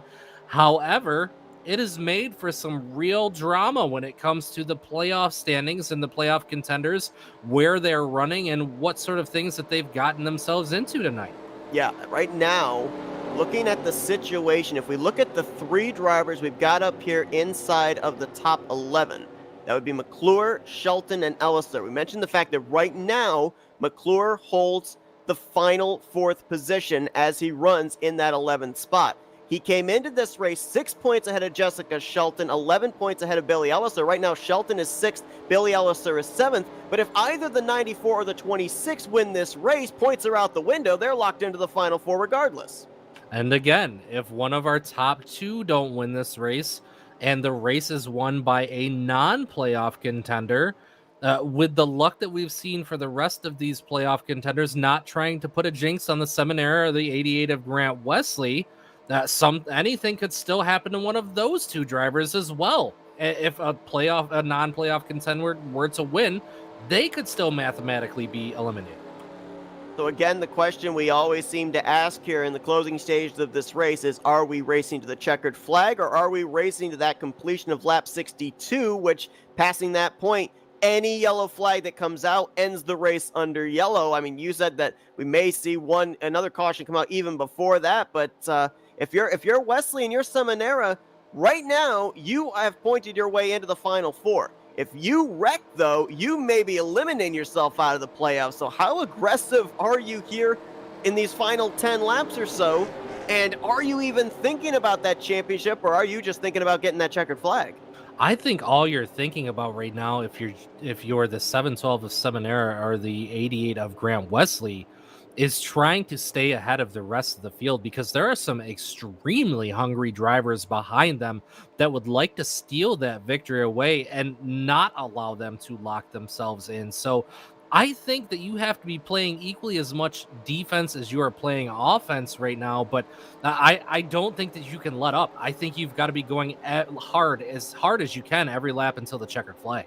Dante Ricky gets one of his laps back, getting the free pass under this caution. He'll now be -1 when we go back green, which will officially be with 10 laps to go. It's Wesley showing the way, Bob Seminara in 2nd, Dave Melson 3rd, Hank Middleton 4th, Glenn Harrison 5th, Shelton scored 6th, Billy Elliser 7th, Bobby Farrell, Jeremy Jeffries, and Mark Paglia are going to be the top 10. Another driver that will not make it to the conclusion of this race, Perry Bond, has gone to the garage area. So 29 cars still running, 28 on the lead lap. It's a 10-lap shootout to finish out tonight's race here, Zach. Absolutely. And Seth, as we talked about coming into this race, 22 points separating Grant Wesley from 8th place Billy Elliser. With 29 cars still running, it's still mathematically possible for any one of those drivers in positions 2 through 8 to still be eliminated. Yeah, even with the situation of Wesley right now having the bonus point for a lap led and has also wrapped up the bonus point for most laps led, and Bob Seminara having a bonus point for a lap led, you're right. If they finish down in 29th position or 28th position, even if they finish in 29th position, there is a mathematical shot that they could find themselves behind the cut line at the conclusion of this race, which I think is going to put so much pressure on these 2 drivers in particular when we get to that 4 laps to go threshold, because as stated, when the caution comes out, the race is over. There's not another restart in their future to be able to pick up more spots and points. Absolutely. And that's why I said just a couple moments ago, Seth, I think if you're any one of those 2 guys right now, you have to be playing equal parts offense and defense, because there's a lot of guys that want to win this race and want to see you not win this race. So it's going to be interesting to see what happens. The first playoff contender outside of themselves is sitting in 6th, positions 2 through 5. Non-playoff contenders, who will those guys help as they come back to the green? Yeah, definitely these playoff contenders hoping they've got some alliances out there, drivers willing to work with them as the green flag is back in the air. Wesley's going to get back through the gears, clear before they even get to turn 1. He's bringing the 13 of Dave Melson with him. We'll see what Seminara can do on the top. Not very much of a run for that middle line right now, but again, Wesley out to about a 3/4 length advantage over Dave Melson in the 13. We've seen Grant Wesley make big restarts. Cars hard in the wall. That's Seminara that was involved with Glenn Harris. They're all wrecking on the back straightaway. McClure in the 17 was in that. Grant Wesley, Jess Shelton, Billy Elliser, the 3 playoff drivers that will escape that wreck. They will bring them back down again. Racing to the yellow flag, we've got Bobby Farrell looking to the inside of the 88 of Grant Wesley into the tri-oval, coming out of the tri-oval. Wow, was it 45? Farrell. I think it was. Farrell will have the lead at the yellow flag. Wow. Love to see what the interval was on that one. See what officially it was, but another playoff driver, add them to the list of getting involved in a wreck today, the 712 of Seminara. Man. Oh, and by the way, Seth and race fans, we are going to get another green flag. Oh, yeah. This race still not over, leaving Grant Wesley in the 88 as the lone car not involved in an incident today, although I am questioning at this point, has the 45 of Bobby Farrell kept his car clean all day? Because if I think back on it, there's no incident in particular that sticks out to me that he's been involved in. If he was involved, it was harmless spins. I did not see him in any way take hard contact. So I think that 45 is definitely still up to speed. But folks, this is why Zach said top of the program he wasn't going to do any points, because it's all shifted again. Dante Ricky's back in the lead lap. Chuck McClure was involved in the wreck. So until we go back green, we're not going to know yet who's got that 4th position. Well, and we don't even know how the points standings stand as they run right at this second, because there's cars damaged from that wreck that are going to have to come in and get that stuff fixed. That is going to shift the points before we even go back green again. So, and this dropped Bob Seminaire down to 25th, so he could be on the outside looking in right now. That is the exact scenario that you and I were just talking about before we went back green flag racing. If you are the 712, you have to hope that your team can get that car patched back up, and you will be back up to speed, or you could be in big trouble. And we talked about this before with Seminaire up at the front, not having his Florida boy gang to be able to work with. Well, now he's lost all this track position, so he's going to have to make forward progress with whoever's willing to work with him. So the scenario's gotten even worse for the 712. The scenario has gotten about as bad as it could, but now Grant Wesley sitting in 2nd position. Billy Elliser has made his way up to 5th position. Jess Shelton up to 7th position. So, Seth, I'm glad that you're so good with the math and you're a great mathematician on the fly, because my head would be exploding with the math that you've been doing to this point in this race. I got to give you praise for that. Well, I think my head's starting to explode, just the fact it keeps constantly changing. We know the positions and points always change at Talladega, but this has been doing it quite often here tonight. Yeah, it's been giving us a great show. Despite the fact that this has been a race marred with yellow flags, has been a lot of major incidents. We haven't had any incidents that have really been minor type incidents. They've been all really, really big incidents. And, we're not sure what it is that we're going to see here, how this race is going to exactly play out. There will be 7 laps remaining at the line. I believe we should be going back green with about 4 laps to go. Yeah, and I think that we are going to be going back green right in that realm that we deem the point of no return as well. So next flag, when we take the green, would end up ending the race. Hey, how do you think Dante Ricky's feeling right now? I think he thinks he's got new life, that's for sure. I mean, obviously, dropped out of the server, no fault of his own. It's one of those freak internet connection problems. But now, 3 laps down, back on the lead laps, got a shot to get back up there into that championship picture. Absolutely. He's going to bring it down pit road right now.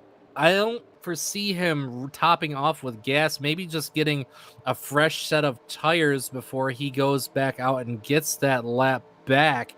Maybe try to give himself just a little bit of a grip advantage out on the racetrack. I'm not sure exactly what those tires will do for you in terms of that, but he's definitely going to bring it back out here. He'll be back on the lead lap.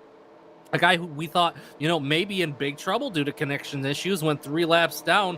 You mentioned just a little while ago, Bob Seminara a couple weeks ago, getting put multiple laps down at the beginning of the race, but having the whole race to overcome it. The circumstances that we talked about a little while ago, whereas Dante got a few quick cautions, he could be on the lead lap, has exactly played to fruition. Now, I mentioned coming into this race that both Jessica Shelton and Billy Elliser, while it was a bit of a mountain to climb, they both mathematically had a shot to point their way in. Believe it or not, Zach, we're getting ready to go back green, and if things stood the way they were right now, because of Seminara falling outside of the top 22, Shelton right now sits in the 4th and final position behind Dante Ricky, Grant Wesley, and Joe DeSpirito. That's a good position to be in. She's also running ahead of Joe DeSpirito, who she is still battling with for the bracket series. Beating Joe tonight would keep her alive to put her back up against him again next week for the final. So how cool would that be if she could point her way in and still be battling for 2 championships next weekend with Joe DeSpirito?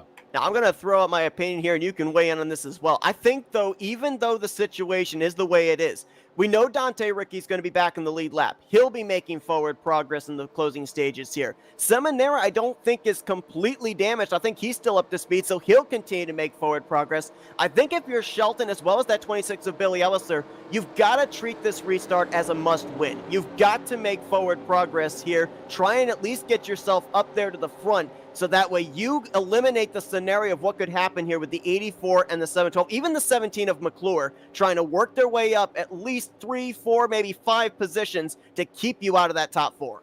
Oh, absolutely. From the drop of the green, you have to be ready to go, and you're going to have to be ready to execute that as soon as possible. We're going to have to remember when we go back to green flag racing, it looks like there will be 5 laps to go with the green comes back out. So they're going to have to make position really quick.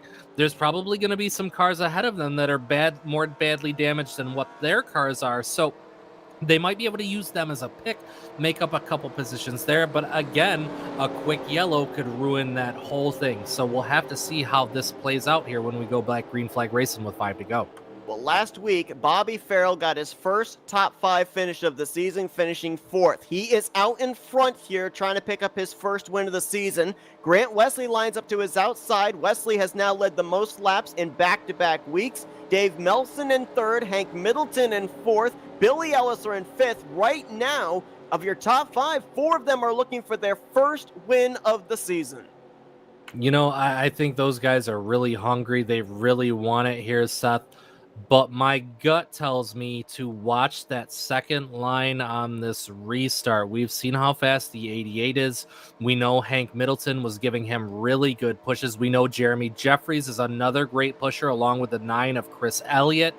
So it's going to be, I think, really a matter of what line can get hooked up the fastest. And once that line gets hooked up, we'll have to see if cars will try to start making a third groove to make moves around them, or if they'll be able to check out from the field. But coming back here with 5 laps to go at the green, Seth, as exciting as this race has been, the next flag is going to, without a doubt, end this race. So if they get a caution right at the exit of turn number 2 after they take the green flag, these guys are still going to be racing back for the win. Whether it be a caution or whether it be the white, no flag this season has held so much importance into determining the championship battle. And 3 of our playoff contenders up inside the top 10 right now. We know Wesley's trying to point his way in. Elliser and Shelton trying to either point or win their way in. But I want to go back here for folks to know, in the drivers' meeting, pre-race, they're always told, these non-playoff drivers, race the playoff contenders the way you would if a championship was not on the line. So we're going to see some aggressive 4 laps here in the closing stages of this race. Green flag is back out. Grant Wesley with another great restart. He's been nailing those restarts all night long, but he's got a whole car length. So much to the fact that he's going to cut down in front of the 45 of Bobby Farrell. It looks like those 2 cars now going to lead the pack out of turn number 2. Hank Middleton stuck with the 8 of Jeremy Jeffries in that middle line. I'll tell you, I didn't think Wesley was going to quite clear Farrell when they got to turn 1, but he did. Now Farrell jumps to the inside. Oh, now they're going to leave him out to dry on that inside line, though. Melson jumps up to the top. Elliser up to the top. Here comes Middleton. He's going to drop to the bottom to pick up the 45. And Jessica Shelton right behind the number 2 of Middleton. We'll have to see if the Middleton machine could get to the back bumper of Farrell coming off of turn number 4, give him a little bit of a bump draft. A large spread in that middle line between Grant Wesley, Dave Melson, and the car directly behind him of Billy Elliser. Those cars not hooked up. They are running in single file, but they are not bump drafting. That's working to Bobby Farrell's advantage down into turn 1. And look way in the back of your screen there, that sit-go dodge of Bernie Mobs. He's actually got his teammate there, Joe DeSpirito, pushing him, trying to keep him up here, at least in the vicinity of the top 10 to get that final 4th spot in the playoffs. These guys racing real hard. They know playoffs are on the line for every single one of them. The only one comfortable right now is the 88 of Grant Wesley at the front of the field. He will now dive back in front of the 45 of Farrell once again. Hank Middleton will follow him. Dave Melson now slightly off the pace in that middle line with Elliser behind him.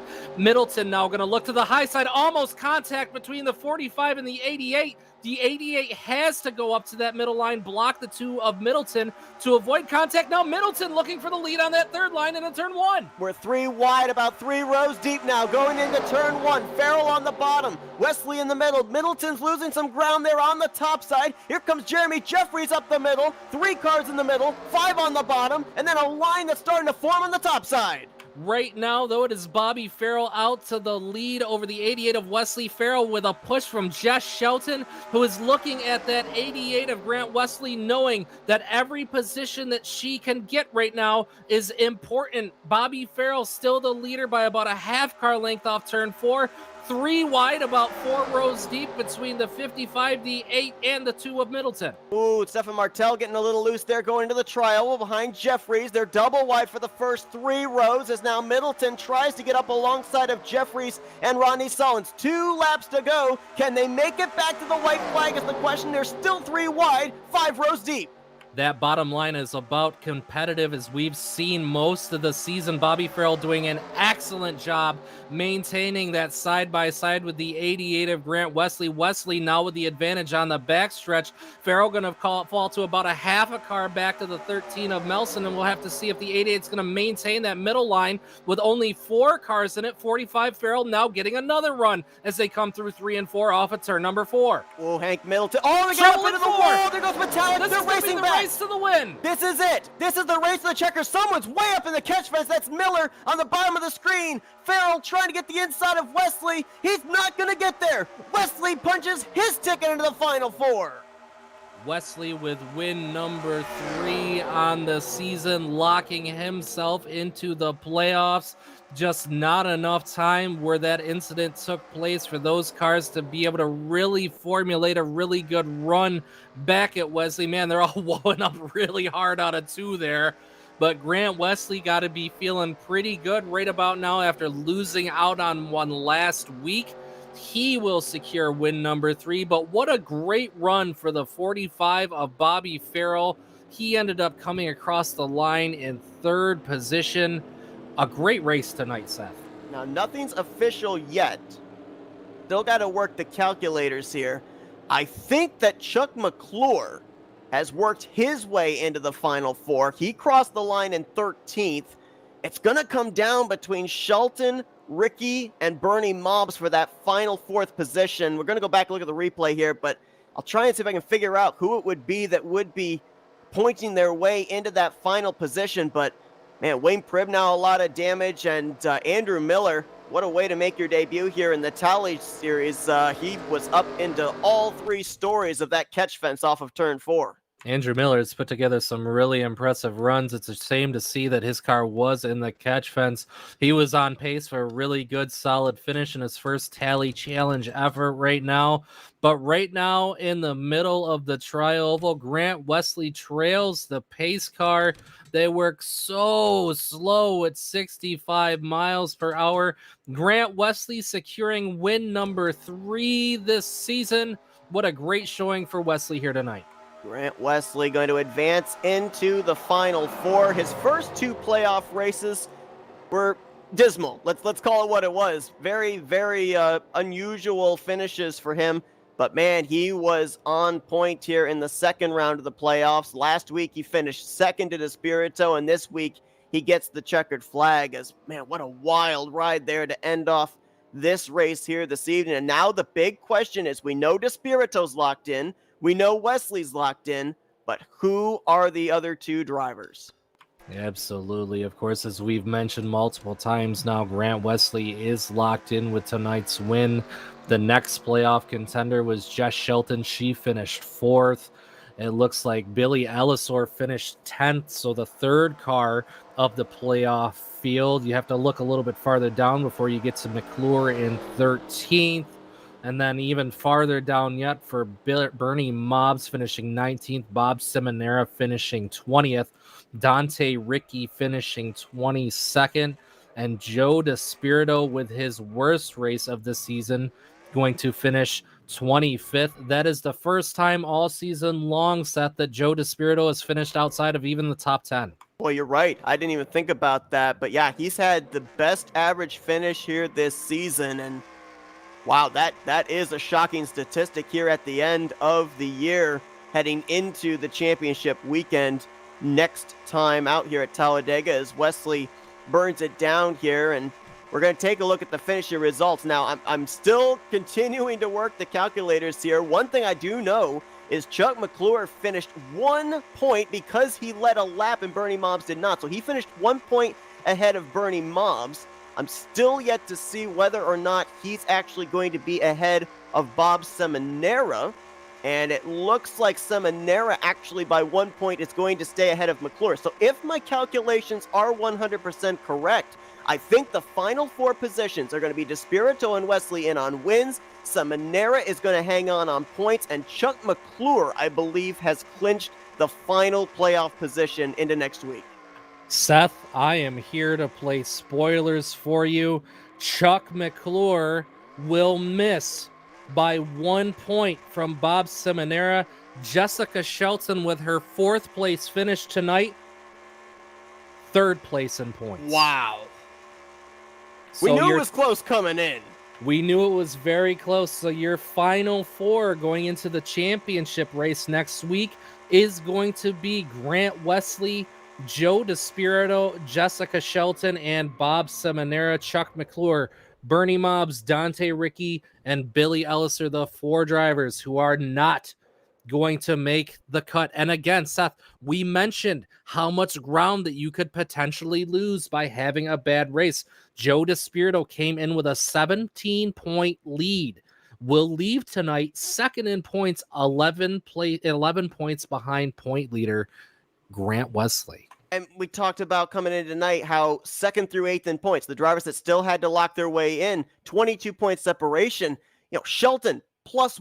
Seminara, the cutoff line driver. McClure was 1 point short. Mobbs was 2 points short. And Dante Ricky was 8 points short. I mean, it literally came down to mere meager singular points. And that's exactly what we thought might happen, Seth, when we talked at the top of the broadcast about this positions 2 through 8 being separated by only 22 points.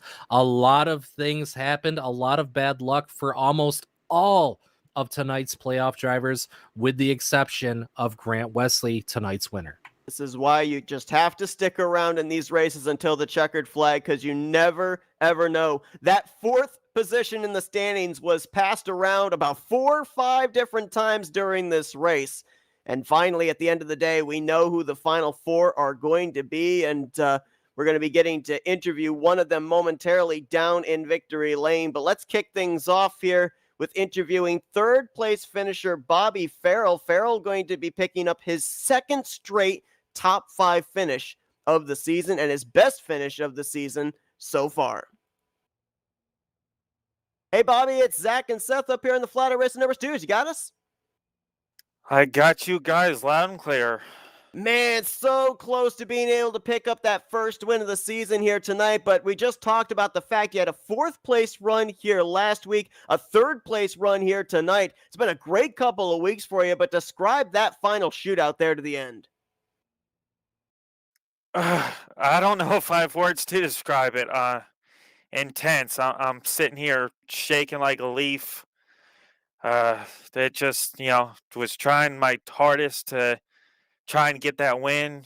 Jessica was behind me, pushing me, but, to be honest with you, top 3 is his first time I've been interviewed after the race, not before, during. So this is pretty much like a win for me. We saw here today for playoff and non-playoff drivers alike, it was kind of a race of survival. A lot of wrecks intermingled through this race, a lot of them really high damage wrecks. How difficult was it working your way through those wrecks to get yourself up there in a position to win this race? For me, it was pretty difficult. I had a few wrecks that were happening right in front of me, right around me.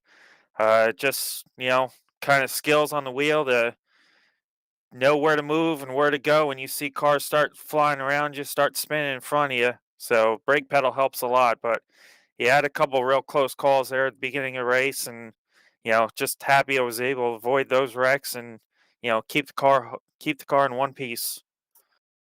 Hey, Bobby, it's Zach up in the booth. Congratulations on a solid third place finish tonight. Would just like you to know you were my dark horse pick toward the end of that race to go up there and spoil everything.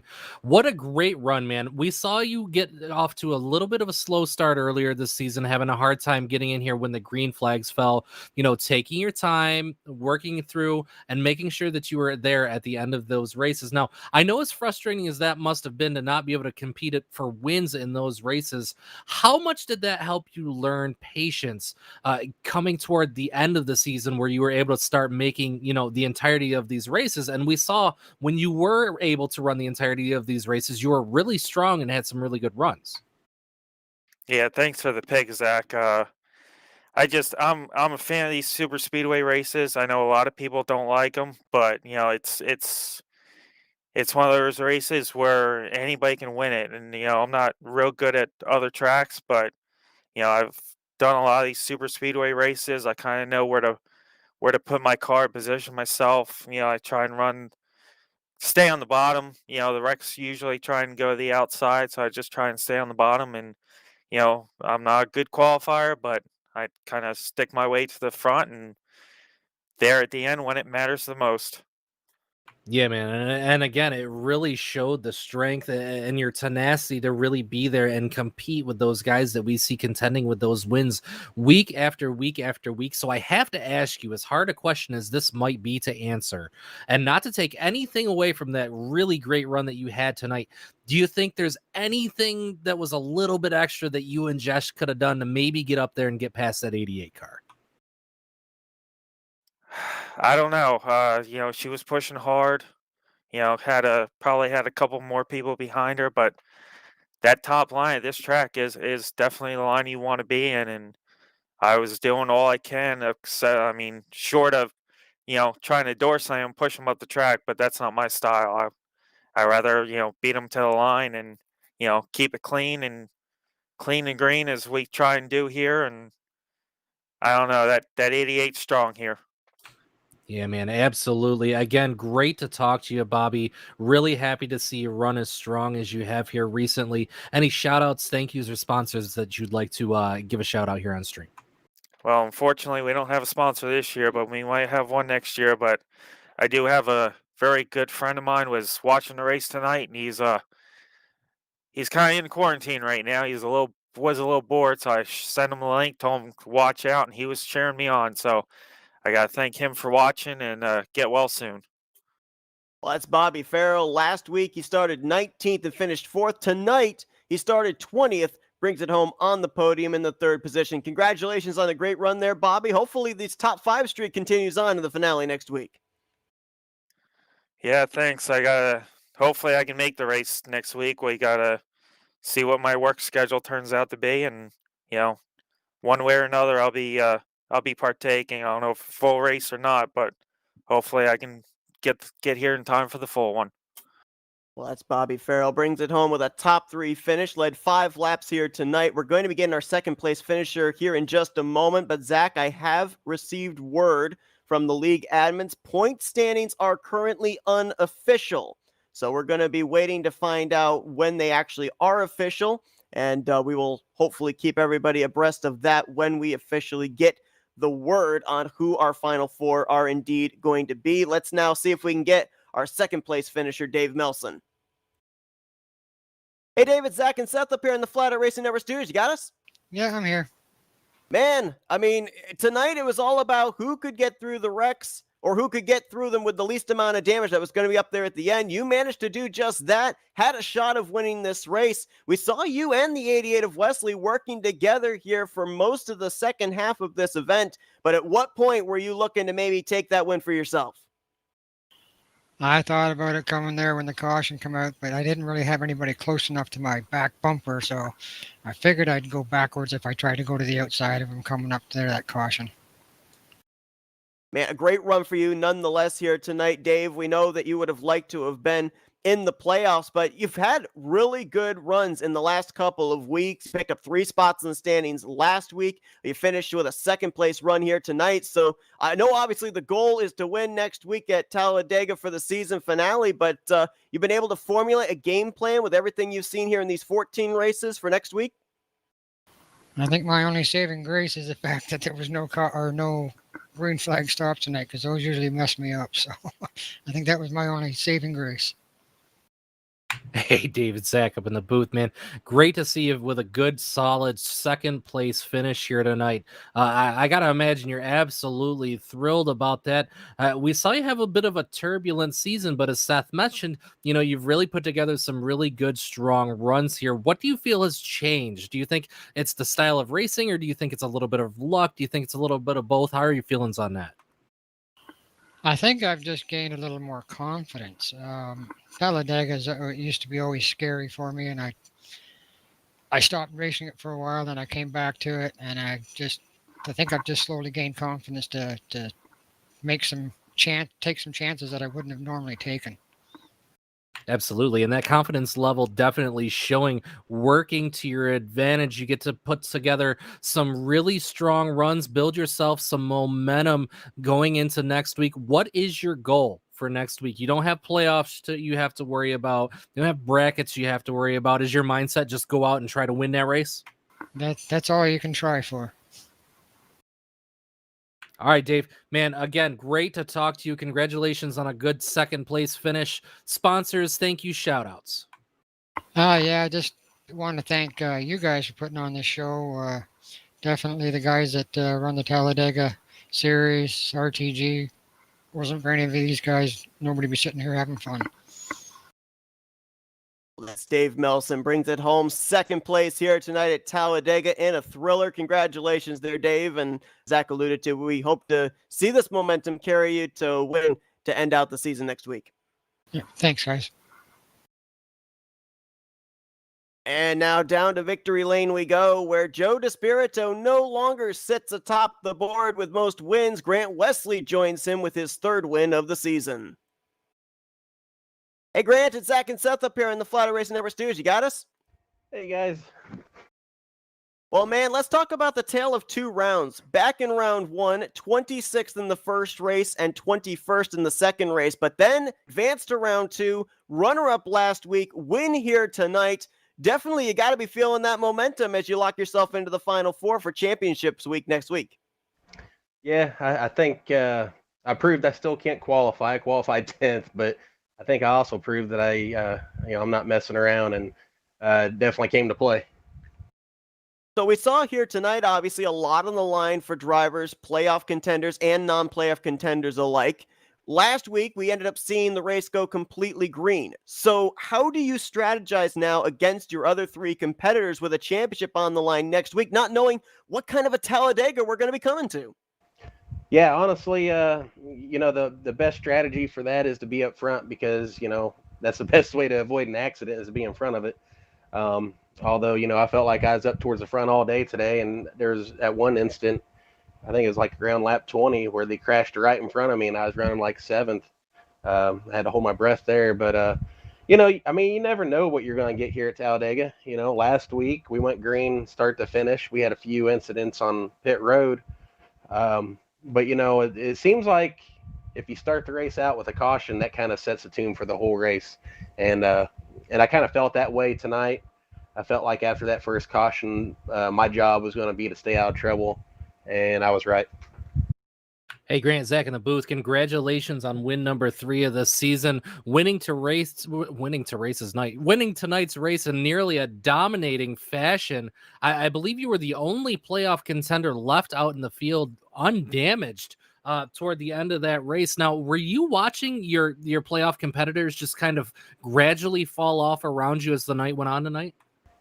At times I was, because we had a lot of caution laps, so I had times to look at that. But for the most part, especially if it's green, I was just focused on what I was doing and just staying out of trouble, and just trying to keep my Gatorade Chevy up front. Absolutely. So, more importantly, heading into next week's championship race, you are now locked into that. You and Joe DeSpirito each going in with 3 wins apiece throughout the season and throughout these playoffs. We saw Joe DeSpirito have his weakest race that he's had all season long. The first race that he has not finished inside the top 10 all season. What sort of confidence does this give you heading into next week's championship race? And how much of a confidence booster is getting this win heading into the championship round? Oh, a huge confidence booster. And that just goes to shows nobody's bulletproof out here. And like I say, I mean, I think Joe was running like 4th or maybe whenever he got caught up in that incident. So yeah, I mean, basically you just have to play a smart race, and this momentum is huge. All right, Grant, always great to talk to you, man. Again, congratulations. Thank you. Shout out sponsors. What do you got for us? Yep, as always, thank the owners here at RTG, Terry Bauman, Sean Prime, and David Cannon, the admins here on Thursday night, Josh and Wiley. I'd like to thank you guys, FRN, Seth and Zach. You guys do an awesome job. I enjoy watching it after. I'm going to watch it again tonight. I'd like to thank my friends and family. I know my mom and dad's watching tonight. I appreciate them watching. And my girlfriend. Well, Grant Wesley gets his 3rd win of the season here tonight. He is now locked into the Final Four next week for the championship. Once again, best of luck in that, Grant, and congratulations on your victory here tonight. Go and enjoy it. Oh, I will. Thanks. And as we were talking there with Grant Wesley, I was going back and forth with the admins here, and it sounds like we are going to, with the Final Four we've given to you, it will remain unofficial here this evening. We will know the official Final Four when we come to Talladega next week. The admin's going to be reviewing all the incidents that took place during the course of this race, making sure penalties were adhered to and everything. So right now, we're just going to be going off air with the unofficial Final Four, Zach, of Wesley, DeSpirito, Shelton, and Seminara. Yeah, and I'm pretty, to be completely honest with you, Seth, with my faith in these drivers and the admins and the team that's going to review this, I'm pretty confident that this top 4 that we have unofficially right now is very likely going to be our top 4 heading into next week. And I think that's going to make a lot of people very happy. That's going to leave a few drivers very, very bummed out, especially if you're Chuck McClure, Bernie Mobbs, Dante, Ricky, Billy Elliser, guys that have had really, really good seasons. And, when it came to tonight, man, I don't think I've ever yelled trouble in my life as much as I did tonight during tonight's broadcast. Yeah, no doubt about it. I mean, I don't think I've ever seen points get jumbled up quite as much during the course of a race as it did here tonight, but that's just the beauty or the curse, if you will, of Talladega Super Speedway. Another thing that's going to be interesting going into next week, we touched on it before about the fact, we saw the Florida boys work together to try and get each other into the playoffs. We thought maybe we'd see them work together to try and take up 3 of the Final Four positions. Well, I'm looking at our Final Four here. We know DeSpirito and Seminara, they work with each other when they find each other on track. Wesley and Shelton, we've seen them work together when they hook up on track. When we get to next week, it's every man for himself, or every man and woman in this case for themselves. I don't think we're going to see those alliances when we get to the finale next week, because if you work with somebody, you might be pushing them to the championship you're wanting to win. Yeah, well, I think you might see some alliances in maybe the first half or maybe the first 3/4 of next week's race. But I think once we surpass that 3/4 mark, that's all going to be completely out the window, especially assuming all 4 of those drivers are still running in contention for that championship. As we saw tonight, I think, again, it's going to come down to you're going to have to make it to the checkered flag. Unfortunately, there was some drivers, even though all of our playoff drivers did make it to the checkered flag tonight, some of them were much more used up than the other ones who finished up front were. Again, I keep coming back to Joe DeSpirito. First time outside the top 10 and 25th position that hurt him immensely in points. It's a good thing that he was locked in via that win last week, because had he not had that guaranteed spot, finishing in 25th tonight probably would have landed him outside of that top 4. Yeah, would have been really close to him, maybe latching on and getting that final 4 position, but it would have come down maybe to 1 or 2 points. But I mean, this race set us up for some incredible storylines going next week. Not only do we have our 4 drivers that are going to battle for the championship, Shelton was able to beat Despirito tonight, so if she wins over Despirito in the finishing results next week, she wins the bracket series, plus the fact, who knows, we've got 4 remaining playoff contenders. The odds are that we're going to have a non-playoff driver go to victory lane next week, just based on the ratio of playoff drivers to non-playoff drivers. So there's every likelihood we could end off the season with a first-time winner. And how cool would it be to see Jessica Shelton be this season's first-time winner? Just a hypothetical there. Jessica Shelton, the only driver in the top 4 that does not have a win in this series this season. All of the other drivers do. So there'll be a lot of drivers driving for a lot of things, but those 4 in particular, man, the intensity of next week's race is going to be hot and heavy. You're going to want to be here regardless, race fans. I'm telling you, do not miss next Thursday's race. Yeah, Talladega's so unpredictable. I tried looking, going into this race, and of course, looking forward into next week's race of who's got the momentum, who doesn't. Right now, the momentum obviously in the camp of Wesley and Shelton, the momentum not in the camp of Despirito and Seminara, but it's Talladega. You usually can't even rely on statistics, because you never know what kind of a Dega race you're going to get. And with a championship on the line next week, it should be a good one. But boy, what a one to set us up here tonight. This certainly has set the stage. A crazy race tonight, which sees Grant Wesley go to victory lane. He joins Joe Despirito, Jessica Shelton, and Bob Seminaire as the final 4 to compete for the championship next week. Zach, appreciate you joining me for this one. I cannot wait until we call that finale next week. Absolutely. It's going to be a great show. It's going to be a great race. Thank you, as always, Seth, FRN fans watching, RTG, owner, admins, drivers. You guys are great. Congratulations, tonight's winner, Grant Wesley. We will see you guys next Thursday. As the checkered flag waves tonight, we begin that battle for the final 4 next week. Who will be raising that championship trophy? Thank you, everyone, for tuning in here tonight. We hope you enjoyed our coverage of race 14. It's finale time next week. Enjoy the rest of your Thursday evening. For Zach Fremont, I'm Seth Cole. You've been watching another broadcast courtesy of the Flatout Racing Network.